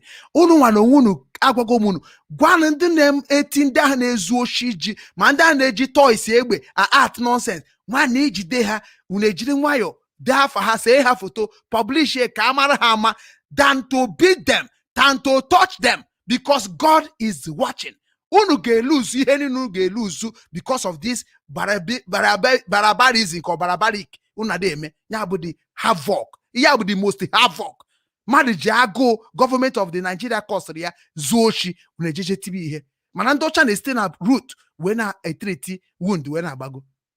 Unu nwa na-claim unu the good, all the pastors kedu ka ị ga-esi jide mmadụ onye zuru oshi ọkụkọ akụgụdị ihe kuchie. O nwere nke m fụrụ ezuru oshi ewu zofe akpa rice bifi na mmiri guys esigo n'azụ taa mana Fulani bi ebe agba kpọkpọ mmadụ ebua ọsọ agba guys anyị na-efuo. Una na-eme ọ bụrụ okwu udodi. So everybody believes there's an injustice, but it's a matter of approach. How do we resolve it? Do we continue a conversation or do we begin violence? But the problem with the violence is that the violence is visited on us, our own people. So either are people visiting the violence, or the federal agencies are visiting the violence in reaction to what our young people are doing. Whichever way you look at it, we are losing. Are you going to meet the president over this? We have to meet him at some point, yeah, definitely. After all, we've met with him several in the past over matters such as this. I'm sure he'll be happy to meet with us. Your meeting is coming even as southern governors are also meeting as well, and they have also proposed their own, they come out with a communique. They're saying that they want the presidency to come to the south, to the southern parts of the country, and this is the second time they're saying it. It would seem that they had to re-emphasize this particular point. I mean, the fact that they're still saying that it should come to the south, they haven't said what region it should go to. But do you support the stance of the southern governors? These are our leaders. We'll stand by them. In our fear, this is our leaders. We stand by them. Hanebu anyebu, we stand by them. Hanabanyabo, we stand by them. We don't have choice. But now we that are agitating for the peace in Igbo land have choice. Oh, here kunada jongun. Oh, here kunada jongun. Onye Ekweremadu akita bụ papa mmadụ ka ọ bụ. O nwere ụmụ. Otu a na-eti mkpu abụ nwa mmadụ. Now, nwa Ekweremadu kita nwa Ekweremadu ogejere nwu pure water na street. Nwa Ekweremadu ogeje nwu kwa baro na street. Nwa Ekweremadu ga-agbanwe ọkada na street. Nwa Ekweremadu ga-agbanwe conductor. Nwa Ekweremadu ga-abịa nwu n'obodo oyibo na-ata afụ biri n'ụlọ jiri aka na-enweta oge eri without nne na nna ya, without ego fada ya ma ego papa ya na-ezute na gọọmenti. Onya ka oge jipụta na public say we stand by the corruption government because all of them are corrupt. And you are here dragging the right way to restore peace in Igbo land. Madiga no kota sige don't sit at home. Na kansuge, who born you? People choose to sit at home. Onye obuna na dey against sitting at home. Nsiri Chineke nke no n'igwe kpo ezunu ni yoku. Okpo yoku nke mbo, okpo yoku nke ibo, okpo yoku nke ito, okpo yoku nke no. All the kuneji ndị mmadụ egwu. People are dying every day by day. And agunu gwan ndị na ya chọrọ dị akụkọ. Anya chọrọ dị negotiation whether Bugari or no Bugari. When we say we want change automatic. We don't negotiate with the change. Oh yeah, freedom fighter. Bring us something to sign tangible things. Kene gebe no kota unechiri ndu mmadụ na-egwu egwu. Ana akone no na akonan. Open na amalgo ka painful of the death of our people be. Unekwesori na-ege mmadụ ebu ma be tonti n'onu. Ihe anyị na-ekwu na bụ kedu ihe ga-ada anyị na-ebu mmadụ niile mma. That is what we stand for. Maka na ịtụkwu n'ụlọ bụ very very simple things. Anyị ama anwụzi anwụ, anyị nwere ihe ga-emezi anyị. Anyị nwa bie na-eluzu, anyị nwa na-eluzu na anyị pụta, anyị nwa na-eluzu na anyị nọ n'ime. So we don't care. We choose to stay at home. Ebe a ka m kwuru eru echi eso na number 1. Ukwu na mụ akwụ ebe a. Kwa nke a ka aka ya eji mazị onye na-ezuzu ezu na onye na-anaghị ezuzu ezu. Ebe a kịta anyị kwụ na. Even unu ga-eme nwe ka ọ bụrụ kwuo 2 weeks 3 weeks ka anyị na-emie. Ọ bụ na ụdị dị ka mụnwa ji ego m ga-asụ unu na onye ọbụla nọ na family m enye 1 million naira. Ka unu chanye nọ n'ime ụlọ. Ifuge because no na amaro di enwe ha nye be ha etu be echu ha. Anya chugo ebe anyị play card, flag, egbusisi anyị nke aga. Anya chugo ebe anyị nwe protest, egbusisi anyị nke aga. Anya chugo ebe anyị je na letter tie mkpu na social media nke a na-akpọsa anyị mad dog. Abịazi na nke this one anyị sị ka anyị nọba n'ụlọ mmadụ abịasị na onwe onye sisi happy. Onye asịsị happy ha ife isi ya anyị mawasịa ya ntị ka ọ na-ama na-eme. That's okay for us. But remember that PDP has set up a zoning committee. So it will be prejudicial if we take a firm position on this matter as a party. Yes, they are talking as governors across party lines, which is good. But for us as a PDP, we would like to have a conversation on this subject. And that's why we set up a committee headed by my own governor, Right Honorable Ubochi. We believe that they'll do the right thing. Incidentally, the meeting held in your state. Yeah. You don't think that it already puts him in a bind? I don't think so. My governor is not somebody who can put that kind of bind. No, he's not going to. I think he's a very reasonable person, So he's going to consult widely. He's not the only person in the committee anyway. He's not the only person in the committee. He's not the only southern governor in the PDP there as well. Of course, yes. The PDP southern governors, are they not aware of what is happening within their party to say, you know what, southern governors, perhaps you should hold on this? new developments that have come up in your I party? don't believe the PDP are taking any such decision. No, They haven't. if they have, they won't set up a committee. But I've said that as a person, I stand with where our leaders will stand. Are there any parts in your communique which you think that you're Una nori ya kita. Nko na-ekwu na-aghọta na maka n'ihe anyị na-eme ọ bụ na anyị na-eme politics as na anyị na-eme politics anyị na-emekwa freedom fighter as na anyị na-eme freedom fighter. Very very important. Now nyanwa sị na emere na all stand with ndị ya na ya nwụrụ iyi. Ịhụrụ ya? Emere na all stand with ndị ya na ya take oath ka anyị si take kwa oath na IPOB. Ifuge? Maka na Nigeria took oath to serve the nation. Church took oath to protect the church. Now, freedom fighters took oath to protect it. Every group of the freedom fighting all over the world take oath to protect. Even Obinwannem can create him, but he took oath to now with the documents assigned on the talk his name, and nobody will break it. If you break it, you just get out. Man, a freedom fighter, if you get so no nyamere sometimes ndị mmadụ da amaka ha si ekwu okwu na abịa na this issue of freedom fighting. If you get and I want to why no na this movement long time on a pen is a pen. If you get maka no bu that no do hurry or do kwa hand does hurry like or do our leader hurry. Always some certain things I aga name. But no do to nine man that now more we are waiting is more we are dying. So that is why we need to do fast to cover some certain areas. Obria. So no they cannot go back to think about how we are and what we are thinking about. Ihe na-eche bụ gịnị ka ha ga-esi wee dishona emeghe expose na arụrụ na ha na-akpa na Nigeria. And onye ọbụla kwuru against of any sitting governor or sitting president or sitting senator, consider yourself dead human being. So ngwa ka ezi ka anyị ga-esi meri nwuzi ha. Onya mere mgbe Nnamdi Kanu bidoro menka tie nka ihe menka I support it. Maka I support something that if you not do well amawagan ozugbo. I support it. And I support me na enu manane.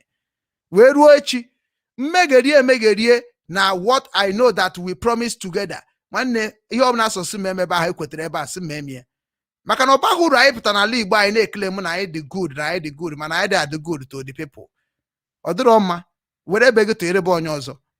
I lose go a lot of things now this struggle. Lose my brother na this struggle. Lose so many people know so one na bali. People just now talk kasi o maka na bia na egbuzi na many city na. Egburu nke anyị majority. So no onye obuna eketego all the state eketego massive this thing. So onye eketebeghị obuna iketebeghị mano na bunu ki ya na we na eme dialogue nwụrụ anwụ. We have losing our family have lost a lot in this movement. So no na kuna lost be nkanya lost go. So nya ka ije ase before na make any state unu ge agwakwa anyi kedu ihu na-eme. Obuna ha like right change fast. Ade jere court. No chase na be everybody ka ije agba football. Game a na akọ nwe ya ma ha akụ ya. No respect ka na enye onyukwu na enye onye nta. Ifre bana keta abros time of respect. Nka ha gago. Maka na respect is a reciprocal. So no to anyị no keta na abụ if you are not good in debate when they just sit down. If you are not good to attack and do the needful for people to thank you tomorrow when they took run, it's very, very simple. Because I got bahuri on your put an threat, maza na bona for net threat, perempe na people no liba marigi actually me. The main people and men like easy mad buo mad now. Onye mana iziri mad buo mad. Baho geroge tebog. Is there mad tie mad ihe? Mbaho geruo ogungwe ndị as na ogiziri mu tie ihe ana agbanata ha nke abrokwa na I go do what am I going to do because he made alone so you have to die alone. So anything you do without consulting people you are going to suffer it. Is that JDA court? Are they JDA court? Because na each name with spirit I guide ihe nina.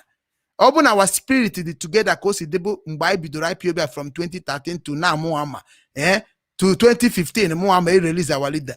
Enwe onye ihe obuna I chọrọ ime once in the whole world. When I can emiche, I name no na name obodo Igbo. Mgbe ya eme n'obodo Igbo eme ọka aka. Mgbe ya eme no na-eme. No ihe ji Nnamdi Kanu isi ka akwụsị na-eme n'ụlọ because of na killing no the too much. So na abroad anaghị egbu. So abroad kwesịrị na hiti again from now. If you get mana ozi ejuzi ese obodo nọ n'ime. Are you a coordinator? Are you a member? what the group are you using to fight. Some people put on a social media where social media makes a family meeting gathering, family meeting message. I just they look everybody. Makana mu wano mi henom na side na kan no chinchi ama mi neme. Ya kan jina akwaku mi Igbo ndi Obinwannem jise na ike. Uno no ebo no na help villages uno. Onya bi ihe I na agitate for the one. Happen on here social media asro. Nke na emetutu nukunje. Nnamdi Kanu said it. Defend yourself. Defend yourself. Don't wait. What is happening to our people? Defend yourself. So defend on one, dear own. Defend on one. No, you could not kaiji kwane mi hai name.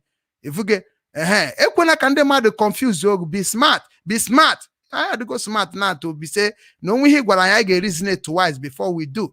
If you get so onye obuna na ekwu okwu now publicly, locally, secretly, be warned. Be warned and be smart. Makana isi na kosi de madroma. Mande putakwa o putaki iso we mee ka ifu ka isi eme ifuge so maka na anyị na-eso ndị mmadụ akwado ndị mmadụ because na I feel na ọ ga-aka mma na abịara in one umbrella to do it. Ndị gọọmenti na-egbu anyị too much. They have their own team to work. And other than metisa. I like from family netisa. I like from family na gbasa. So now what we need now is to make sure that na anyị nwere ihe na-akpọ people that is doing it well. Administrator that we can help this movement. That is why Injwe send the one statement to DOS. Say that now what we need now is a restructure. Restructure means that now every country manne onye obuna bido kwaru ya ejenebe the country onye obuna bido ọrụ ya enwekwu ya na-akpọ ndị media central command ga na-arụ ọrụ in one voice wepụta ndị ga na-eje na-ekwu okwu wekpo ndị na-ada ekwu okwu onye achọrọ isoro otu esi ekwu ya onye ahụ pụọ ama na ọ pụgo final onye ha nọrọ onwe dan onye pụta abụ my POB as far as na support na ndị ka na-eburuga POB member now. Okay, negodi ndị gọọmenti na-eme anyị now very very deadly things ha na-eme anyị nke bụ na mụ amara ebe metizon na abụrụ ịdị na-ekwu ka nsekwu now. Going to be taken up in the National Assembly, especially since you're a National Assembly caucus, and especially now that the National Assembly has just come back from recess? Well, I think this is essentially our internal problem, which is security. In terms of security, I guess the security of the lives and property in our area.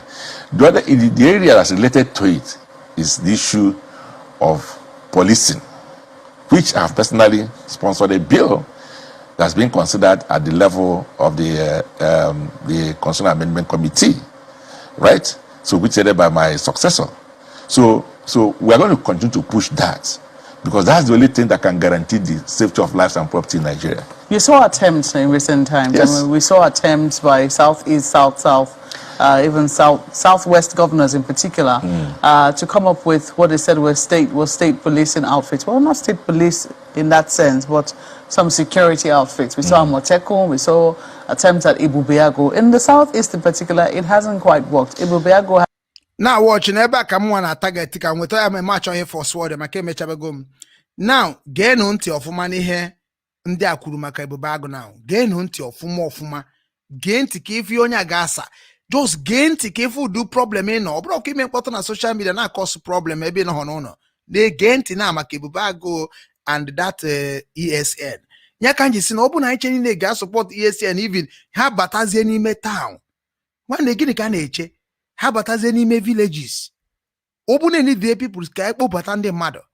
Just watch and listen very carefully because I don't talk what I don't know. Hasn't taken off as it ought to. Why do you think that's the reason? You see, those are just panic measures. It's not enduring. And at worst, it's going to be a court anarchy. Right? This is not because of ESN. No, I'm not talking about ESN. I'm saying Igbo Biafran didn't get off because they were going to have a clash with ESN. I don't know. It's the governors who answer that one. So in where's the matter to talk now? The governor Gabia Sachitere Giene Ben Nagi. Governor Bieni nega talk about Igbo Biafran Kegawan so hibe. If you get Governor Biega Bago Makebubago. Unu say to Ebubago, Ebubense. Ebubense couldn't even do anything. And in name expect ke close ESN. ESN I chain it but we put it. we kene chukwu na oputago ụwa niile celebrate here ije na gogo na amarugo ndị ha bụ chena ndị ọcha bụ ndị ara a na-ajụ gị maka ebube agụ siri setiri onto ya own kedu ebube agụ ebe ha nọ where is ebube agụ unu na-agbagharị na-achọkwuru were poison na ESN ka anyị nwee enemy n'ime ha ka e wee sị na ha na-eme arụ nwanne unu tere ugbo etere ogiri ESN is come to stay na na ayọzọ bụ ndị na-control leadership of ESN ka unu si etie unu chọọ mmadụ kịta ka ndị mmadụ wụba ihe ka anyị pụta lọnchi ya na tirie ndị ewe nwanne onye ọbụla na-abịa ha we have common thing anaghị agwa sọsọ Nnamdi Kanu alone na-ebe okwu otu onye agbata ya wụba ndị a niile. Why can't all of us now understand that what we need ka anyị na-eje ebe anyị na-eje two things ka anyị need now na this struggle now ka anyị mara ga-eme ka anyị gba mbọ ka ESN na-echekwa bush na-echekwa inside. That is number one. Number two is to make sure that we are funding people that are working under ESN. Yeah, bro, secret. When they say, just this is very mad to me. I don't put my hand in a devilish sense. If you get onye na run your kai foreign arukenegi, onye na control ESN. We need open actual many people. Kai bring oburi haneme enzuzo. Kai potasia even mepote you to din under me. I wunya na kuhogwo han on imobodo. Ka han obodo makana Eastern Security Network ko ebe tiri Biafra there. Niye kuna iwa bụ the massive IPOB gana support haku maka ọdịmma ọ bụrụ ya onwere ebe ifuru ESN IPOB onwere ebe ifuru ya ihe dere ebe a bụ ESN Eastern Security Network not Biafra Network not IPOB Network amarakwa m kwụ nsafụ this ESN o because unu agwabeghị m eziokwu because ọ bụrụ Eastern Security Network every Eastern region human being must support this thing. Boys on the street everywhere. And every channel TV recommended this ESN. Do what recommend go ha? Obura jihe kobu. One day kai support launch yaka, launch yakwa. Bunye ha one everybody aparo rubos bo. Gini kane kudi ha? Eh?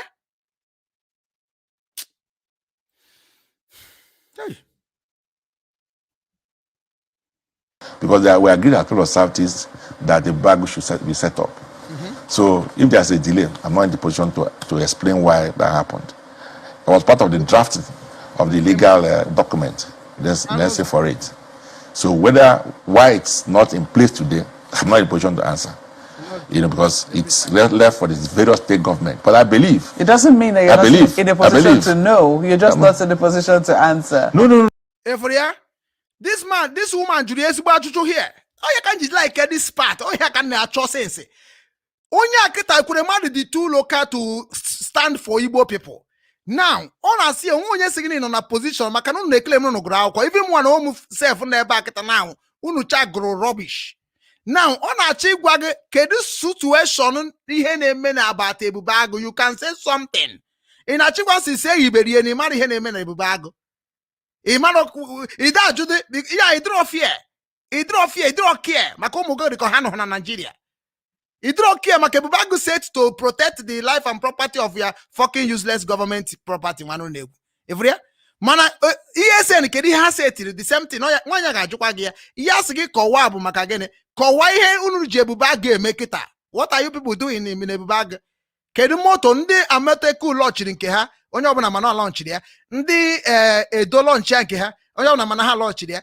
So Nnamdi Kanu wetibe mkpusi na anyị nidiri ụdị ihe ndị a na-eme na Yoruba na ndị a na-eme ka eme na ba anyị kwu na Eastern region. Ndị mmadụ wee sị yes ọ dị mma wee mee ya launch ya wee fu ya ma system ha mie niile. So now o wee sị na for now na ha ga-anọgodo na bush na-ese ndigodo ndị Fulani ka a chụpụsigodo ndị a wee cover territory anyị niile, which is fine and good. Now ha wee site that na ọ bụ na oge na-adịra maka anyị na boss ya message si ya n'oge erugokwanụ mgbe ọ ga-apụtazi n'ime ana ọ bụ na o mere ọbata n'ime kịta na ihe a na-eme kịta ha na even na otu esi that na ejie kịta na-achọ ka etinye ebe nwanne ofu na onye ọbụla ga-agbagodo ọsọ first evuge ana onye abụdati na aha anyị na-ekwu na akịta na oge ahụ erugo mgbe a ga-abịa yutu anyị niile ga-abata na ESN maka ESN na-abụrụ IPOB property nke oyi abụ Biafran property na IPOB largest movements na ha ga-eso na-akwado ya. That is what I understood.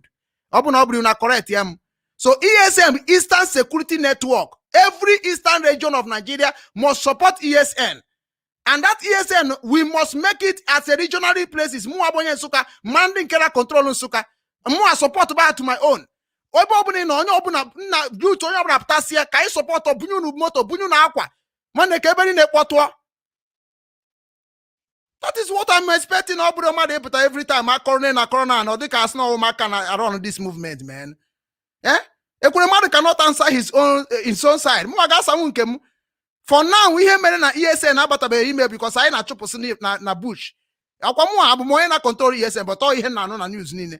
How can I control the bush? I na just have computer nime. But I need my need the government. ESN be chupu no government. I need the government.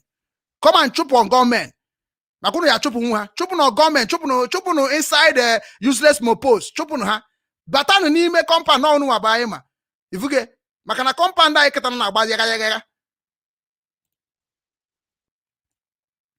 No, I'm not in a position to know because some of the state government, they have some organizations or, if you like, institutions they consider to be security outfits, not necessarily Bubago. Some have forest guard and all of that, But I think there was an agreement they reached to set up a uniform security network. They call it Bubago, but until now that hasn't happened.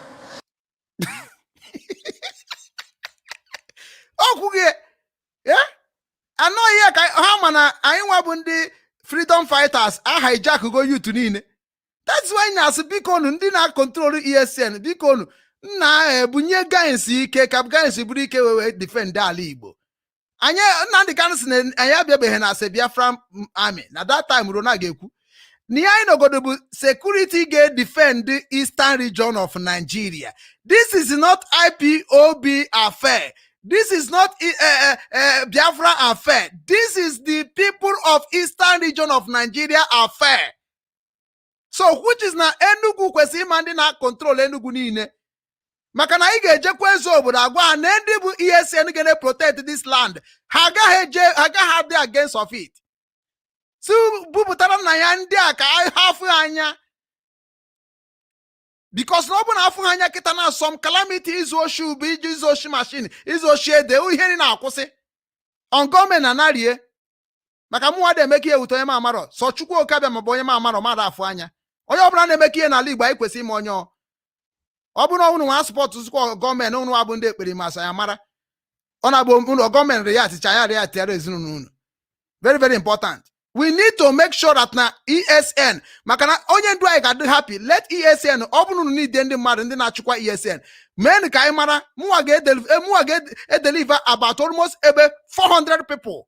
Me deliver ya 400 youth n'ala Igbo. Ama m ndị m na ha na-ekwukọ n'ala Igbo. The whole 5 states na ihe ha na-achọ. They need money before they start. Maka ọ bụ na ọ bụ money ha chanye na ogo na nchekwa ala Igbo na-arụ the same thing I'm talking about now. No na-enwere omego sponsor. So the whole world bụ ndị niile si na ha na-claim na ha na-defend the eastern region of Nigeria. Make sure that you need a youth bịa ka mkpọ unu emu Obinwannem ndị Igbo Global Cultural Movement. M ga-ekpo unu ekpo onye mana unu ga na-akwụ ha ụgwọ every month na-akwụ ha 40,000 naira. Ha na-protect the regionalist place anyị na-claim na anyị na-protect. Come to me, I will give you men. So now I need the people who can on a Igbo negotiated with our ear na ya de bu mad ya na chop ndị na-eme aji ihe. If you get defend ndị ọbụla otu as sit at home, the only people can apparol keta na bụ ESN. Ha na apparol otu addition onwe na disturb property mad. We can be doing it like that. Eh? Every time una na amagari hu na amagari nwanne che that na Amadioha ga-agbakwu unu nkịtị. Amadioha nọkwa n'ọlụ o. Unu marakwa amara. Amakom ihe nji agwụ na ọmụ ya atụ na azụ na amatati ọgbọ. So I'm not sure what the reason might be, but I believe that every state is taking their own peculiar steps to guide and secure its own territory. I ask this because we do know that in the in the wake of setting up Igbo Biafran, I mean, for the states who did try, there were reported clashes. Ebonyi, for instance, reported some clashes between members of the Igbo Biafran and the Eastern Security Network. And there were fears that, you know, that was going to create a crisis of some sort. One of legitimacy and the second, whether the people were going to, which one the people were going to follow. If both of them were being established for the security of lives of the people of the Southeast. You see, that's the now before you now ọ na-agwụ ya because na nwaanyị a mere ka m ghọta na m ga-eplay riri this thing kwuo okwu n'ime o so n'ihe were m iwe na this beginning of this program because agaghị m like mmadụ ịpụta na-eme ọ dịka as if tidoro na-agba mbọ mana ọ na-egbu inside egbu ifuke this woman na-agwa Ebubeagụ and ESN bụ ndị Eastern Region kịta na-ene anya n'aka Ebubeagụ na ESN na ọbụghọzi mopo nke ndị Nigeria onye ọbụla mana ha efeligo ọbụghọzi army nke ndị Nigeria onye ọbụla mana ha efeligo ọbụghọzi police nke ndị Nigeria onye ọbụla mana ha efeligo so na ya na-ekwuzi okwu ya bụ all the states create a indigenous security outfit that know the villages, know areas, know peoples that living in the areas knows themselves. That is what they are talking about, this kind security creating outfit. Now, Onagbazie na Ebubeagụ nwa na onwuru kunu mepe na Ebubeagụ da work and no na tojo o maka crisis maka na the Ebubeagụ ndị mmadụ na-echi na oputabe and the ESN arụrụ onwe ọrụ and Ebubeagụ na ESN emega attack na Ebonyi. Which why ka ha ji mee attack ebe ha na-agba bụ security and the ESN mere endorse to the whole world nobody serve Nigeria maka Nigeria no way anwugonu they don't have mouth to talk to the public now the whole world as go no mmadụ ga-eme secure onwe even n'obodo a onye abụ mmadụ self defense so na anyị nwanụ nwaanyị bụ ndị anyị na-ebu ndị kwetere nọ n'ụlọ kwetere dị na-agba mbọ ka amarịa ga-eme ka gọọmenti ma ndị na-eme freedom fighting ka anyị chere niile wee dị free. Now, I need to create a security on our own, which is new one and a bit from someone. So, can Nnamdi Kanu sit now on the air? Or go so no young and no brain, my boy in a hand or you there. You just go if there. So, if no brain when I control ESN can I so automatically I need to now find out the structure of ESN and make sure that my hand chine bataraime, hand chine batazime, obgona chok on afia, non is good. My abu that na inchani ne putara were aka na obu ibe na social media na akoso onu ka inchani ne support one security outfit na the eastern region of Nigeria because as I'm seeing this thing obu okwana Biafra security obu kwa IPOB security iya bụ Eastern Security Network outfit. Very simple.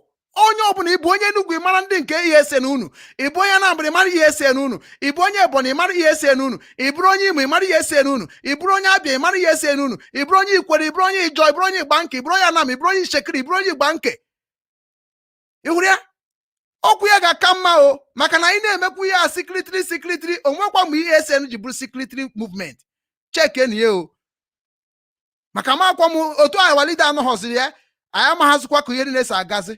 That is why we need to ask a questions about this ESN, how it's work and what are we going to do inside. Otu egburu igwe somebody, igwe Aguleri. Anya attract amara onye egburu igwe Aguleri. Mmadụ eji wee gbuo ya. Otu egbu na-egbugasị ndị mmadụ na street na-emebigasị ihe ndị a na-ama ndị na-eme nna ya abụrụ ihe m believe n'ụwa ma. I am very, very honest guy. The thing they with them so much. That those panic measures can only lead to anarchy. Because our solution. Comment is something Obi in the mud. My brother, if ESN come out like the way you are talking, politicians will use they against us.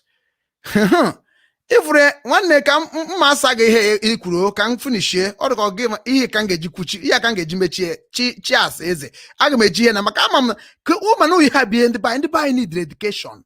The by need education. I got the system, the structure of why I'm saying it. And then the kind of structure, Jamam structure. Moon where he created in Bahanas in Chequali, when Chequali by de baby, Yan a boo, Yan could structure of Nigel Jiga.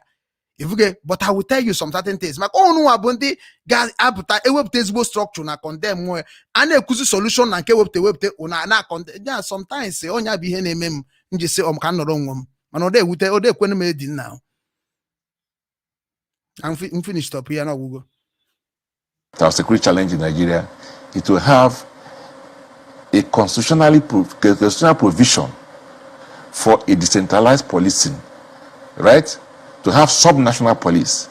The difference between that and what they are doing is that there will be a law, a constitutional provision that will not only make provision for the establishment of those sub-national policing at the state and probably at the local government, but it is also going to make provision for how they are regulated. Right? That's what is missing in what the states are doing. They may have their own internal regulation, but that is not enough. So unless we do that, we are going to continue to have this kind of clash. The problem we have right now is that not a lot more non-state actors are carrying weapons about. Yes, because we don't want to do the right thing. So if you have legitimate use of force provided for in the Constitution, and you have it in place in 36 states, assuming you have, say, 500 policemen, or no, just say 5,000 policemen or whatever in each state, fighting insecurity there in different states, it's going to overwhelm all the bandits. Shut up and go and sit down. I got him okay. Okay, go how off more. Ya go gali akwụkwọ ebe ka onye agụrụ akwụkwọ sef ka anyị na-achị ihe anyị na-eme anyị na-achị ihe anyị na-eme ka m wee sazie nwanne anyị nwoke a ajụjụ ka m wee saa ajụ na mụ anabago na ana m akụzikwara apụ maka m na-eme program ana m eji obi m niile ma isi m niile eme mmechi isi waba m maka nna ihe amadụ dị abụrụzikwa ndụ. Look at here somebody na-ekwu ya sị na senator. Look at you na-ekwu 500 police nke wetara na akwụghị ụgwọ okpo. Now the question I got before I the question the very, very critical. Question abu question the good and question any desire. This is what they call leadership and people that representing leadership. Now, one night we can very peaceful question, my brother. If ESN come out like you the way you are talking, politicians will use they against us. That ESN anagwage ano under politicians or under peoples. Power belong to the people, on under the people. And the people that the indigenous of the land. And the indigenous of the land with the internal security han use. Onka kemaho. Oboda kita nwere onwere ndị na-echekwe that onwere na-echekwe the city and nọkịta now ndị dịka asọrọ ka nwere ndị asọrọ ka anaghị ekwu okwu na ha bịa ebe a onye ka nji like system nke ndị ọcha. Even gọvanọ obodo akịta now chọọ ọsị na ya na-ejezi mgbago ana ayọzi ayo bịa gwa ihe na-eme n'Odesa na bịa ihe na-eme n'ebe a evria. So na ndị anyị na-achọ ka isi etie kịta now bụ ịbịa kịta now okwo nwere ndị ga-anọkọta asige na ha is from nowhere mapụta as no gunmen ewe destroy ihe niile onye ọbụla agba ọsọ amara ha gbafuo ifuge. Now ewe setizie ndị ga-agba mbọ na that kind thing will not be happening. Ke ndị ga-esetie ibe na by village now ibe na my village na Maju Makashi mụ nwa na onwe m bụ Okechukwu Ugwu nọ na struggle since 2013. Enwekwara ndị nọ na ba anyị kwa nọ na Masop bumuzo n'ọrụ sị ha ka nọkwa ya ha nwee set up. So na anyị na-ekwu okwu ebudo na onye ọbụla mbịa na Amaji now mụ nwa ga debate with anybody gather against ESN na my own community. If you get mokanu me reach here every day. So na ọbụrụ na abịazie na that region ndị Nsụka bie ga-apụta protect Nsụka. Efria ndị Nsụka ga-abịa ọbụrụ anyị Imo State ga-abịa na Nsụka sị na ya bụ ESN. That is nonsense to me. Ndị Nsụka niile ga-abịa bịakọ ọnụ all the youth Nsụka onwere ihe na-eme bịabazie ka anyị nwa bụ ndị nọ n'obodo oyibo na sponsor unu anyị ga-sign this contract with igwe ndị obodo si na ha na-atụ ụjọ maka na onye na sponsor Boko Haram onye na sponsor S-men. So na anyị nwa bụ youth of the land ahụ na-eklem na agụ anyị pụtasịzie na anyị nwa chọrọ iji aka ichekwaba anyị onwere ihe o mere ọ dị ka eme anyị nwa onwe nọ na buni ma ha ịbịa na my village onye ma ho ịbata njọ hey stop there kedu ị na-eme ebe ị na-eje ifuru and come was eme na my own village ka isi eme na your own village ka isi eme na your own village ka isi eme onye anyị eje otu a jezuo na the eastern region of Nigeria kedu ihe ọzọ fọrọ ọnụ obi ibe na social media ka anyị na-emekwa ihe niile anyị na-eme o mụ nwa na-akpọrọ ụlọ fụ na ụlọ n'idiri ndị ga-guide ha and ndị pụta ka guide ya enweghị na-ego eji sponsor.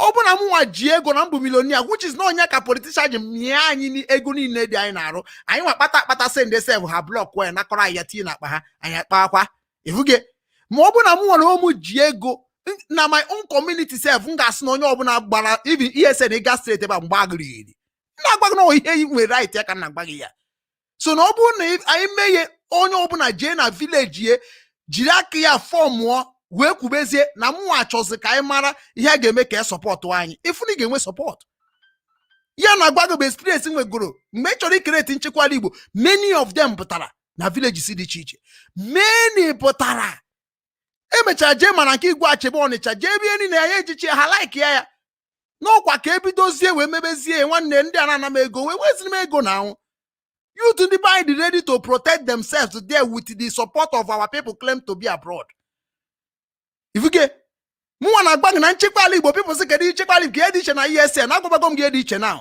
pụta ka afụ gị anya ifuge maka na ndị chọrọ ichekwa obodo nọ guys nọ n'ogbe guys chọrọ ka ha nọrọ sef without just kwa ihe akwa go ihe moto ifuru ihe niile na ebe na-eju oyi na-asị m ihe unu na-eme kwefuru ekwute unu agbo the day the thing ga bonds maka na onye na commit sin now mana na commit sin onye na commit njọ mana na commit njọ and onye na commit njọ amago na ọ bụ na edobe ihe ga-echekwe m na ọ bụ na unu na-enwere onwe unu maka na amago m na ọ bụ na emechie ni na agụta m nkịta na asịzira m aso ebe ihe do na-ewere na-etere aka m nyanwa na onwe agaghị ekwe ka ọ nọrọ ebe ọ ga-agba nọrọ ka ọ hapụ ịdị na control people ahụ ga-eme ihe ọ ga-eme ya na agbagọ ihe nwa enwe m experience of security issues ifuge maka na nkịta na ekwere ka mmadụ commit ihe ọ ga-eji na-agbara be ha ọsọ that is what I'm motto so na egbu na gị nwa na-abịa na social media na-agwa ndị ahụ niile na handle ESN na ọ bụ na ha ga-ekwe anyị nwere nwaanyị bụcha ndị obodo onwe onye bụ isi obi isi village bi o nwere ebe isi bịa ebe ka isi bịa ji ebe ahụ ma na onwe youth ka dị ndụ onye ka megide wee kwuo that na-enwere na-enidiri ka eme massive return back home ọ bụrụ ịnọ n'obodo oyibo mebi n'obodo oyibo ịnọ na enwezighị na-eme na ịchọrọ ịna kọntaktị ndị Obinwanne ka anyị wabunata gị onye me ndị mmadụ ji hụbata n'obi nwanne mgbe ahụ which is na mmụọ asị na amaghị ihe mmie na abụ na nwetara akaụntụ general account of bank a na-enwetago me na restructure again ifuge so na ọ bụrụ na anyị chere na-ebatasịa otu a nọkịta na asị na nna anakịta na manakwu ndị Nsụka mụ na ha gbagoro nwegoro structure a ga-eji chekwebe Nsụka without the help of government without the help of anybody but the help of the elders of the villages ka m gwa gị mmụọ nna agwakwa na ajụ ndị ọcha ajụjụ some things dị na politics mgbe na-afụ na anyị na-aga wrong channel a lot of people na-aga wrong channel and that wrong channel ahụ ka mụnwa ji wee kwudosi ike ebe nkwu ejuọ m sị gị na m na-ekwu otu a na-ekwe na ngana m ga-ekwu otu a so onye ọbụla m metere nke obodo isi eburu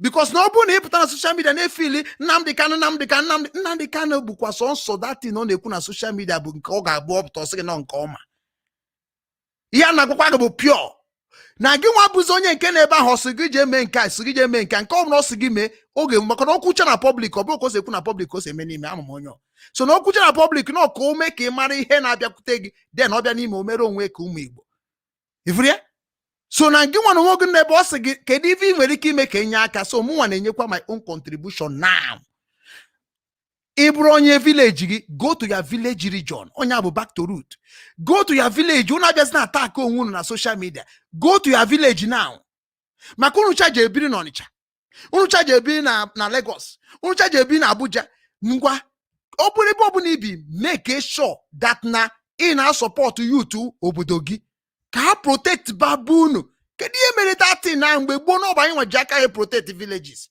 gịnị meziri onye ka nji na-emekwe na-eme n'obi nwanne emesi ike people na-agwọta m mgbe m nwetara sponsor nweta ihe niile ememie ọ bụghị sometimes ọ na-abụ people sị je eme nwa na-eme nke m na-eme ya na-afịa ya ọnụ bi na-agba ọsọ ka ọsọ kwụrụ na-agba asị je eme ana m eme aka ga-eme ya ruo echi ịchọ otu ya ngwa gị ịchọ ka nreze 400 youth n'ala Igbo na nreze na just nreze ha uju ebe niile ifuge so na sometimes mụnwa na-ejekwunu nke ọ ga-abụ nje ka ya bụ iti life of the people in danger ifuge so onye m ya bụ kpakpakpa m sị ha si ebe a arụgo m security n'ala Igbo arụgo m vigilante n'ala Igbo so mụnwa ma ife ga-eme wee nweta ndị sometimes nweta mkpụrụ obi ndị ma nwetakwa ndị bụ the criminal ọ bụ kịta na aka anyị nụbara problem a na-enwe n'ala Igbo what of oge nke deri nko ha na ndị bakasị na ihe ndị ọzọ anyị arụkọ ha with them kịta na ọ dịzie ka asị na ndị nọsụ n'obodo oyibo amazi ya kwesịrị ma onye ọbụla gbazie nkịtị onye jụrụ sị ya kedu ha ga-eme obodo anyị ọsị gị na amakwana m na politishan ekwura ọ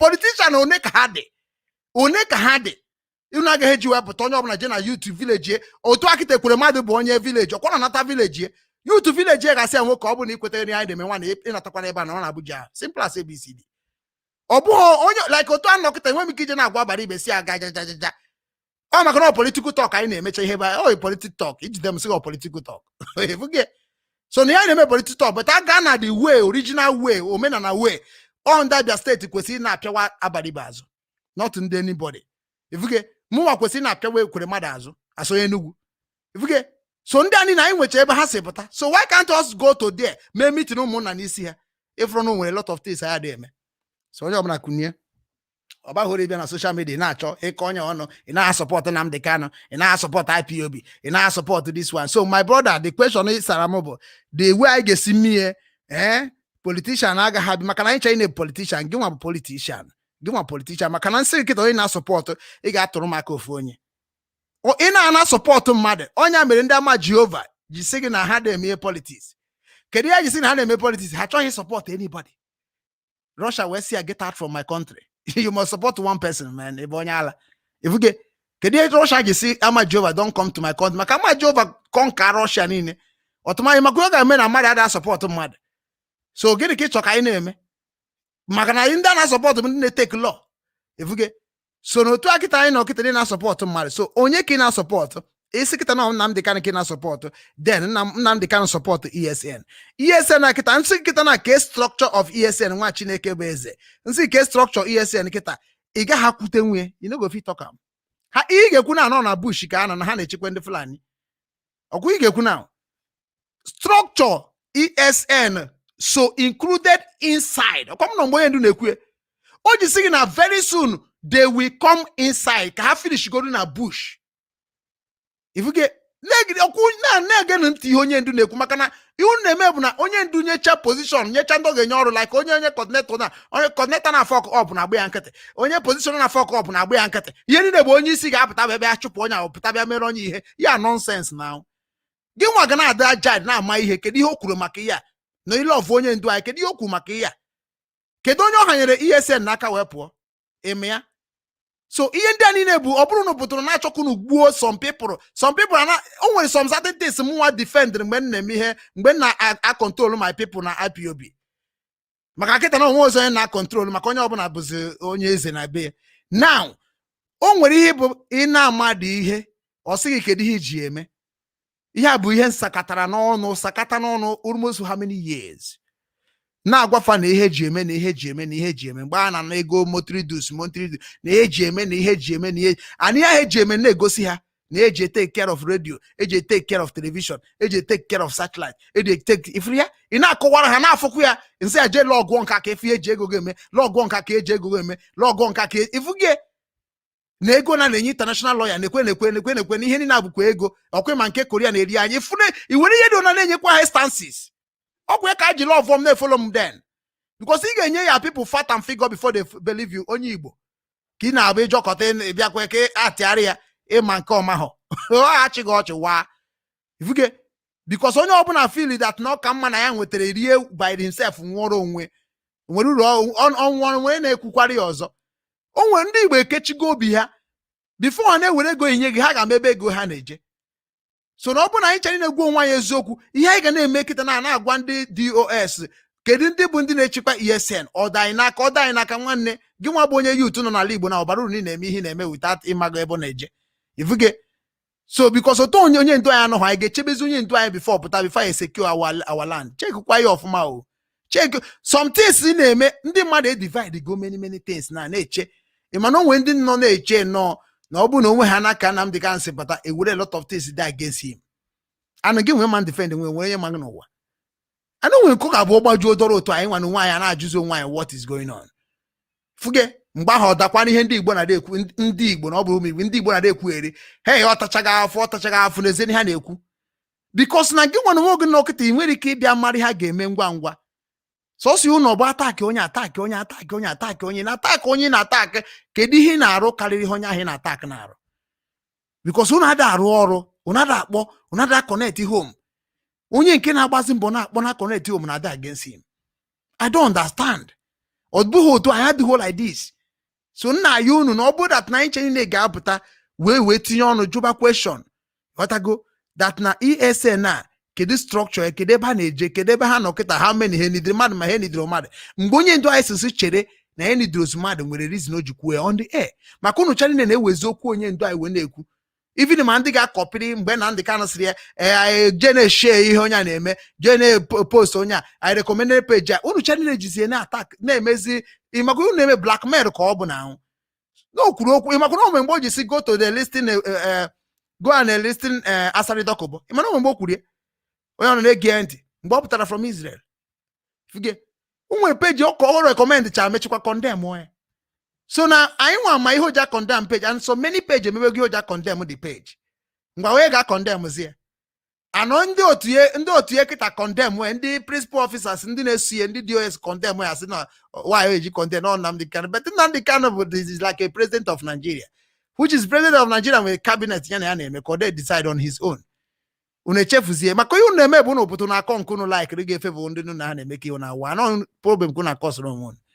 ifuge so ọ bụ na anyị chọrọ ime ihe exactly how we can benefit it in future then ka anyị bịa na one umbrella Radio Biafra London bụ ihe esetiri ka onye ọbụla na-abịa ajụ question like otu akịta na nwanne anyị nwoke Chinasa Nworu ga-abịa kịta na that place ahụ which is that man no na o makwa dị na ESN so unu bi na jubia something like this onye abụ ọrụ unu ajụ kedu na-ekwe na-eme unu na report ihe na-eme na ala Igbo ifuge onye nke media bi na report bụ ihe na-eme na media maka na mmadụ sị na ya bụ onye isi media bụ ga na-agba mbọ fụ na media ga na-adị accurate onye sị na ya na-anọ na nke ESN ga na-agwa anyị ihe na-eme na ESN onye sị na ya nọ na nke idnete Nnamdi Kanu na court ga na-agwa ihe na-eme na nke Nnamdi Kanu na court onye sị na ya nọ na iweta informations of how our people are disrespecting and respecting ga na-ewetara anyị ya ihe niile abụrụ ebe ọchịchị I don't understand unu na ọkwa just na-akọ ọnụ onye kwu eziokwu na-akọ ya ọnụ onye wepụta ego dị na punish eso ka onye abụrụ na onye na-egwu onye mụrụ ya onye mụkwara ya bụ ka onye mụrụ gị onye mụrụ ya bụ onye mụrụ gị na one woman and one man born all of us if you get one woman and one man born all of us so na ihe ọbụla i mere m ime gị onwe gị nkọjọ ọbụla ịkọjọrọ m ịkọjọ gị onwe gị plan ọjọọ plan m a plan gori onwe gị because igbupụ m egbupụ gị ya bụ no mati n'ime eji like omenala Igbo bụ na ịghọta omenala Igbo n'ide ịtụ mmadụ ụjọ n'ime ndị mmadụ gbuo m today one day a ga-egbukwa gị anụ mkpụrụ ụzọ jee mmụọ onye ka njede atụ mkpụrụ ụzọ jee mmụọ ị naghị abatakwa ebe ahụ ọzọ ị ga-atọ n'ụwa a enwe na-efegharị na-efe ka anwụnta nwee akụgbukwa gị tọnụkwa anwụnta ọzọ ihe ya na-akụgbu gị a ga-akụgide gị otu efu n'ụwa anụ a na-efe ya na-atagbu onwe n'afọ efuzie nke bụ afụfụ ebiebi n'ụwa onye bụ afụfụ ebiebi maka ama m ihe dị na omenala na-afụ ihe m na mmụọ m na-eji inwe anwa gbuo mmadụ onye ahụ igburu ga-egbu ụzọ ya nọrọ ebe ahụ na-eme expect na-ada na kwa ndị ụka edisiv gonu asị gị na-eje n'igwe oke igwe ọnụ mmadụ oburu ụzọ jee n'igwe oke o nwere ike ọ tachaghị afụ nke nọ n'eluigwe wee sịsị gị na onye nke ahụ gburu gị gbagote ihe ọbụla adịghị mma mee ya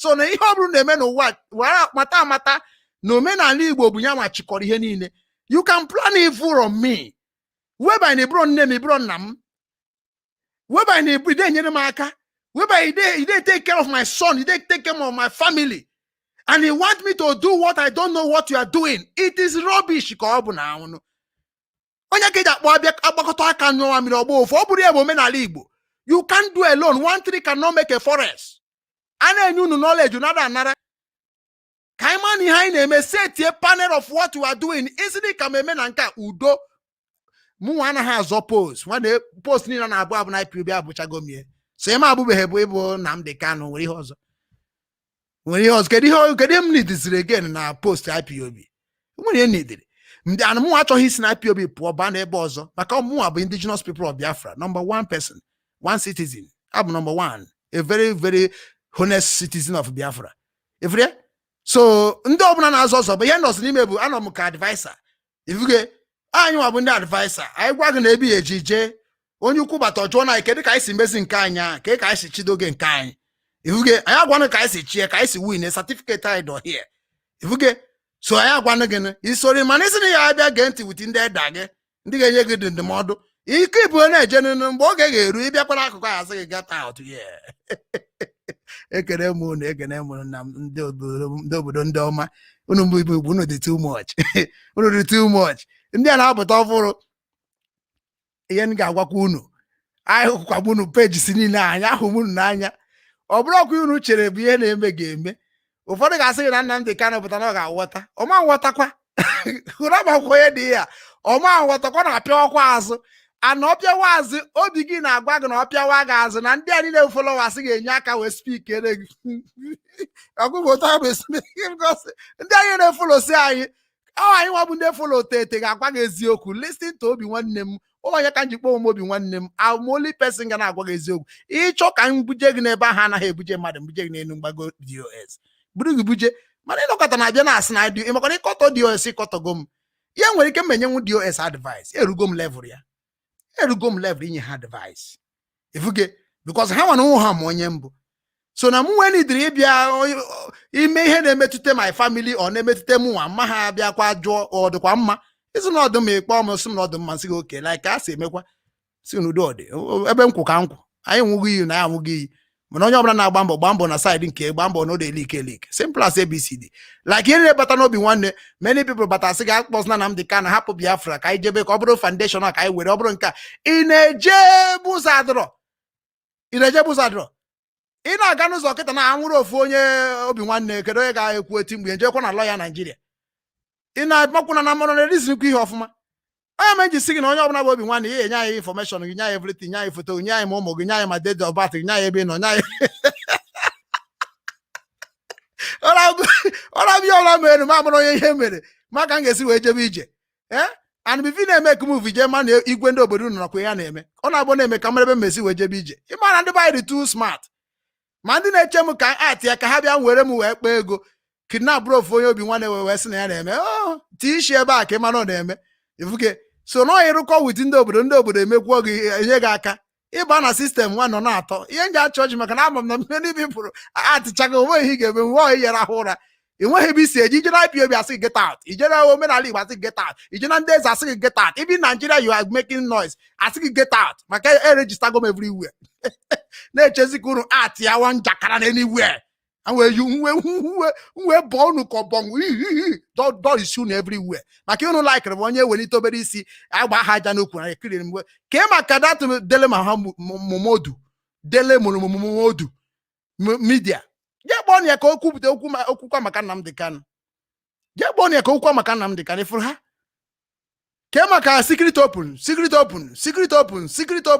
see secret open I see Nnamdi Kanu down a lot happen politician be one where are they go and call them egwu mgbagoro 7-8 years kamari ga-abụ nọkọta nna ọnụ kamari ihe egwu ịgbagatago kanka n'ime ka ụmụaka gbara ọfụrụ bịakwa ebe nwa tukwan wee fụ ihe niile na social media kịta na rugoro n'onukwu oshi na negosi ya maka ọ na-adị onye ọbụla ime ihe eji ama wise man onye ọbụla na-ekip document onye abụ wise man like ịjụọ m kịta ihe eme na the day a launchiri m emere m swear in mgbe aghara eze swear the film nwetado onye na-eswe ọmụnwa bụ onye control bịa swear m maka mụ ihe nna Chijemen abụ m a politician before I'm a full politician ada agaghị aga vuge so mụ ama ife m chọrọ ime ama m ihe nna Chijeba mme so ha mana m mara ihe m na-eme itinye isi ngwakwo gị ebe ka isi n'ala Igbo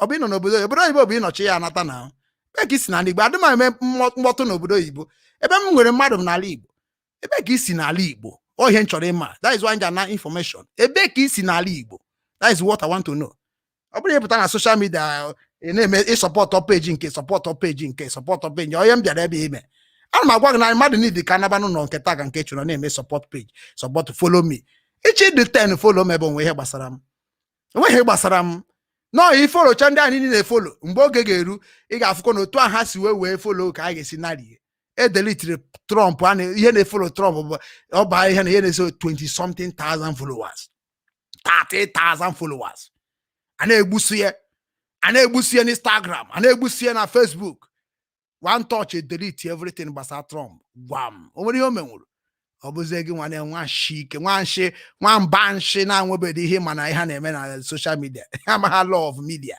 Kina be puta I support only lose followers. Only lose cha followers ngi wa ge lose ndo gị. Ye lose followers man he lose be like life. Every so onye ka nja agwunu nwanne m ụmụ nwoke na ụmụ nwaanyị kunu kpachapụ anya na eji m nke wee nye unu ezigbote ya na-akpọ ndụmọdụ nke na-eji inu wee na-ekwu. Eji m nwayọ na-ekwu nwa onye na-akpali nwoke na nchọrọ ịkpali mana ihe na-agwụ unu na-efeli ya. Unu nwanụ na media na-efeli ya. O ị nwere ebe ị nọ chọọ ebe ị ga-anọ. Ị nwere ndị na-akwado chọọ ndị na-akwado. Anọghị ọbụla na-akwado jụọ ya kedu structure gị. Unanụrụ ya? Ọ dịka ha unanụrụ ya? Maka na o meghe n'izu o mee n'ọnwa. Men anaghị achịzi. Men anaghị achị. Men anaghị achị. Men don't believe in any law now. Men believe in mee ka efu ihe mere. Nwanne mgbe ha na-eme romancing word agago. Nwanne mgbe ha na-eto ukwu ule a na-achọ ya na support kwaịrị onye ugwu kwaịrị onye ugwu isi love onye nwanne nwe onye love ihe love bụ Igbo land. So men achọ ka click here the game. Chọọ somewhere na kpuo. Chọọ somewhere na kpuo. Oge adịrọkwa. Ka Chukwu okike abịa ma nke kere n'igwe na ana. Nke na-afụ n'ihe na-afụ na nzuzo. Nke mmazụ mkpa anyị niile bụ ụmụ Igbo n'ụwa niile. Nke mmazụ anyị niile wepụtara onwe anyị si ka anyị were ihe anyị were chụọ aja ka anyị gbaa mbọ fụ na anyị wepụrụ ekwuru n'anya ukwu na ihe ọjọọ nke politician na-eme na Eastern region of Nigeria. Chukwu okike abịa ma nke na-eme mgbe ọ nyere dibịa, nke na-eme mgbe ọ nyere pastọ, nke na-eme mgbe ọ nyere ivi nne m na nna m, nke na-eme mgbe ọ gbajuru dọrọ akpa aza ekwu eme ugwu anarị atụ egwu ọka ome ejesi agwụ n'ụwa niile. Edobekwara m gị ọrụ m n'ụbọchị taa ekwuona m ka ọha m ọzọ gị jiri aka gị mezuo ka ihe niile bịa na mmezu. N'aha gị nwa bụ Chukwu okike abịa maka ndị eje ekwe m ise. Onye fada ọbụla kpọrọ Chukwu okike abịa mana na nini 4 market days. Pastor kpọ Chukwu okike abịa ma he going down the 9 feet. Ihe anyị na-eme bụ ihe mmụọ. Onye anyị na-achụrụ aja bụ oke mmụọ. Ife anyị na-eme bụ ife mmụọ. Onye anyị na-achụrụ aja bụ oke mmụọ. Ịma na ihe anyị na-eme bụ ihe mmụọ. Onye anyị na-achụrụ aja bụ oke mmụọ. Bye bye na ụmụnne m ka ọ dịkwanụ ka ya kwuru. Ndewo.